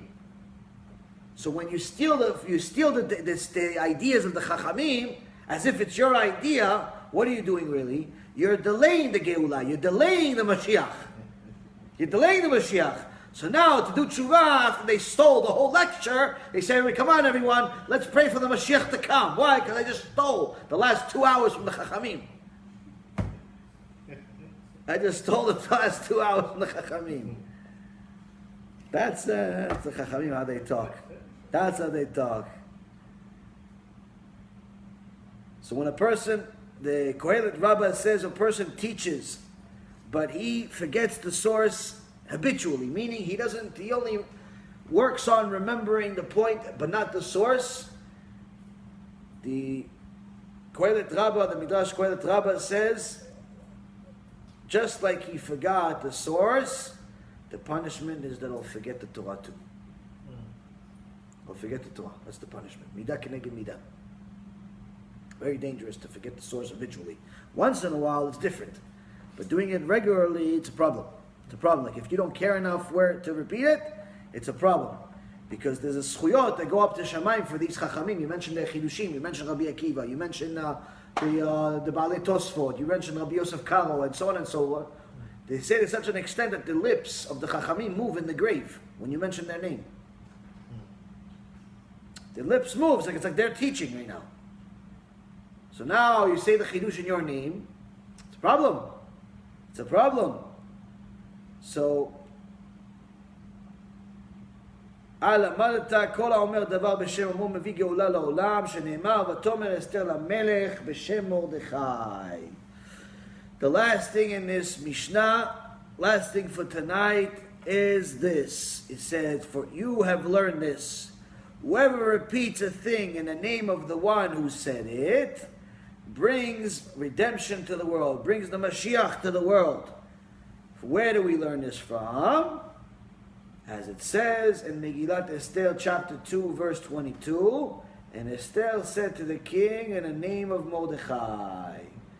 So we see here that the ultimate purpose is to get to survive Mashiach, get to Mashiach, celebrate Mashiach Tzidkenu. And everybody always says, Mashiach, Mashiach, Mashiach. They sing, they laugh, they this, they that. Says, you want to bring Mashiach? You learn something? Remember the source and mention it to people. Why would such a thing bring Mashiach? What's one thing have to do with the other? What does one thing have to do with the other?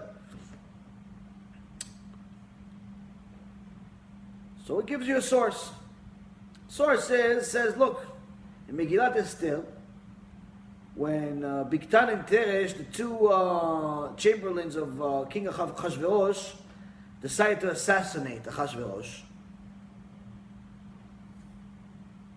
the plot became known to Mordechai, and Mordechai came to Esther and he told her, listen, these two guys, they're going to kill the king. Go tell him, warn him. Esther came to the king, said, listen, these two guys are going to kill him. I just heard it from Mordechai. She mentioned Mordechai. So, the way this all worked out, as we all know from Purim, there's Hashem coming up in about a month and a half. He said, as you fast forward later on, the decrees of Haman get worse and worse, and Hashem brings a salvation in a very fantastic way that anyone that pays attention sees the Hashgacha Pratit, where Achashverosh can't sleep one night. He decides to look at his book of memories. He says, who do I owe a favor to? And he sees that Mordechai, the one that saved his life, was never paid. And at that time, it happens to be that Haman decides to walk in. He says, you know what? You go be the one that pays the favor back to this person that I owe so much to. And Haman thinks it's him. In reality, ends up being Mordechai. And that is the beginning of the downfall of Haman and the salvation of Am Yisrael. How, if Esther did not mention Mordechai originally, then none of this would have happened. If she would have just said, no, listen, these two guys want to kill you. I didn't know. I heard it myself.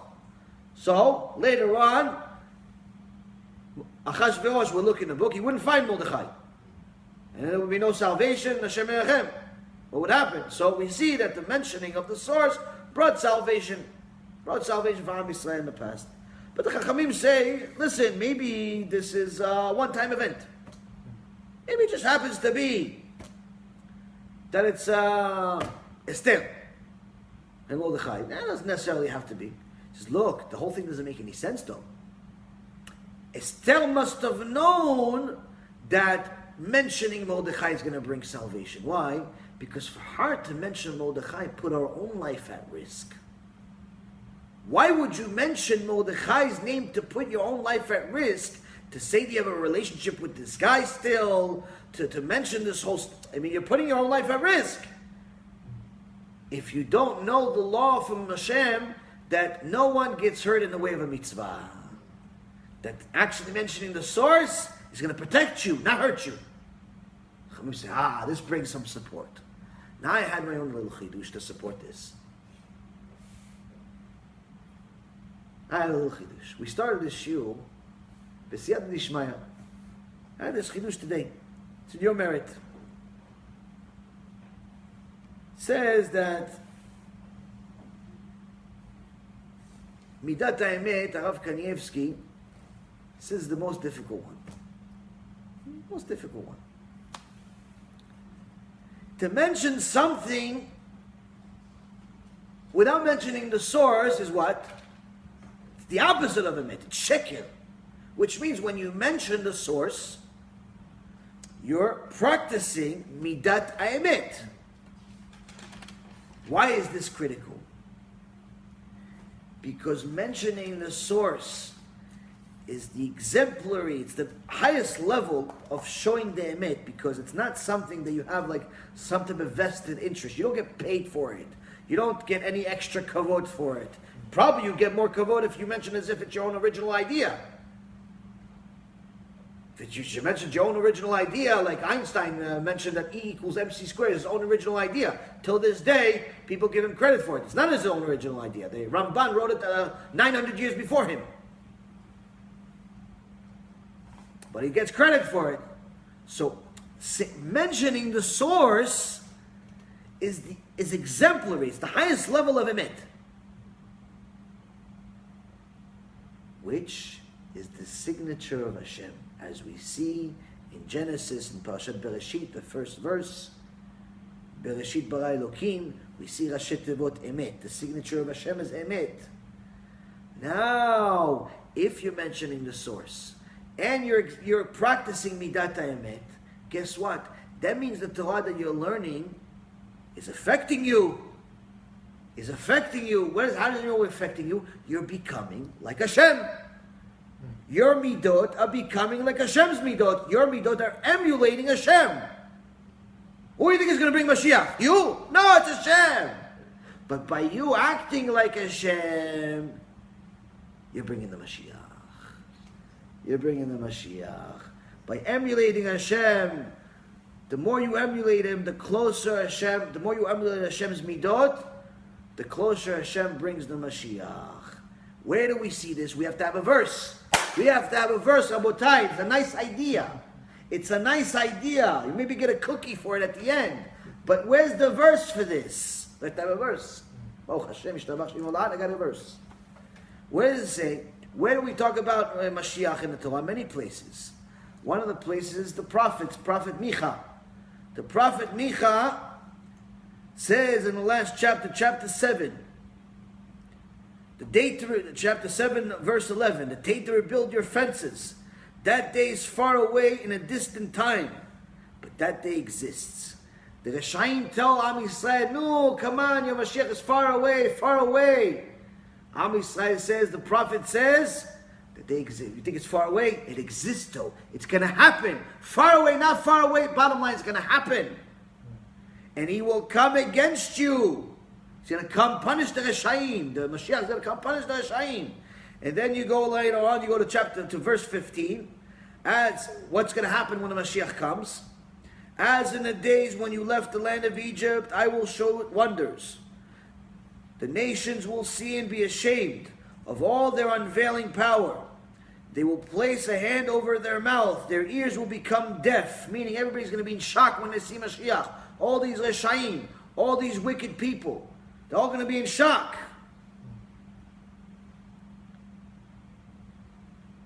They will lick the dirt like the snake and like creatures that crawl on the ground. They will tremble from their places of confinement. They will fear Hashem our God and be afraid of you. So it's saying all these different things are happening. Mashiach comes. So it's a different verses talk about Mashiach, what's going to happen. And then it says, who is like God? Who is like you, God? Who pardons iniquity and overlooks transgressions for the remnant of his heritage. It talks about Hashem. Now, who is his salvation coming from? It's coming from Hashem. What's the signature from Hashem? Same chapter, verse number 20. Titen emet liYaakov, chesed laAvraham, asher nishbata laavotenu mekedem. Grant emet to Yaakov, kindness to Avraham, as you swore to our fathers in the days of old. The ultimate sign of salvation, the ultimate sign that this is it, is when there's emet in the world. Once there's emet in the world, you know the Mashiach came. Now we live in Alma de Shikra. Now we live in a world of lies. People pretend, people this, people that. It's all pretend. It's all make pretend. Everybody pretends. You want to bring salvation, you have to bring emet. So the more a person mentions the sources of where he found what he found, where he said what he said, he's emulating the middah of Hashem. Middah of Hashem that Hashem wrote the Torah from Bereshit, from the beginning to the end of creation. But also, it's going to bring Mashiach. As it is written in Micha, Titen emet liYaakov. Titen emet liYaakov. Now, since we started this whole story with a story about Rav Kanievsky, we'll finish with a story about Rav Kanievsky. Rav Yosefi Shechinah says a story about Rav Kanievsky. People used to come to him. Now they come to him, but he just gives people blessings. He doesn't talk to people as much as he used to. He just wants to study Torah. Young guy came to Rav Kanievsky and he said, Kvod Rav, please give a blessing to my father. And it's known that Rav Kanievsky would usually add a name. If people were sick, he would say, okay, tell your father to add name such and such to his name. And B'ezrat Hashem will have refuah shlema. Other Chachamim, like Rav Ovadia, didn't hold by this, but if Rav Kanievsky did it, he knows what he's doing for his people. Point is that this guy came and he asked Rav Kanievsky, who's Kvod Rav, my father's very sick. Maybe Kvod Rav thinks he should get another name. He goes, yeah, you should name him Achashverosh. Achashverosh? It's not such a nice name for a Jew. Achashverosh wasn't a tzaddik. Poor guy, he doesn't know what to do. He doesn't know what to do. Rav Kanievsky, the Gedol Hador, just said, tell your father to call him Achashverosh. Call himself Hashverosh. A goy name. What is he going to say? Debate with the biggest rabbi in the world. Goes home, poor guy, starts crying. Comes to his father. Says, Abba, I went. He goes, you went to the Rav? Yeah, I went to the Rav. What did he say? What name? Achashverosh. The father starts crying. Father starts crying. He says he knows. What does he know, Abba? He knows. What does he know? Abba, what does he know? He knows something I don't know. What does he know, Abba? He says he knows that when I converted 40 years ago, I never did Brit Milah. I never finished the conversion. I'm still a goy. And a goy gets what name? Chashverosh. Chashverosh. Ishtabach Shemolad. You understand? That's a person that's alive right now. You go see him. Alive right now. Chachamim alive right now. We're not talking about 2,000 years ago magic show. Now you have Chachamim like this. People think that somebody said something, like, he's just a rabbi such and such. They have no idea what it means. They have no idea what it means. When a person's a liar, eventually it's going to be exposed. Who's going to see it? Chachamim are going to see it. Why? Because Hashem lets them see it. Hashem lets them see it. This Rabotai completes this Mishnah. Ishtabach Shemolad. Completes this Mishnah. We now have to start Mishnah number 7. 6, 7. B'ezrat Hashem, next week we'll start it. That goes with Gdolat Torah she notenet chaim leosea. The Torah is great for it confers life upon its practitioners. Why does Torah give you life? I mean, I think we already have half the answer, but we want to see, we have our own version of the answer. We want to see what Chachamim say. We want to see what Chachamim say. Any questions? Any questions? Beseder Rabotai, Tizkuru mitzvot rabot. We have a beautiful month. It's Rosh Chodesh, finishing Rosh Chodesh right now. Rosh Chodesh is supposed to be happy. Happiness is best practiced by learning Torah. So thank you for learning Torah with me. B'ezrat Hashem, we're going to learn some more next week. We have the strength to learn next week. We just completed this mini series about this Mishnah. It seems like the next Mishnah is also going to be very long, but I don't know if it's going to be necessarily as long. But lots of chidushim, lots of interesting things. There's a few stories that I'll tell you with the next one. I've been meaning to tell you, but we'll tell you in the next one. I think there's plenty of this one. We'll finish while we're at it. We'll finish it here. Baruch Adonai leolam. Amen ve'amen.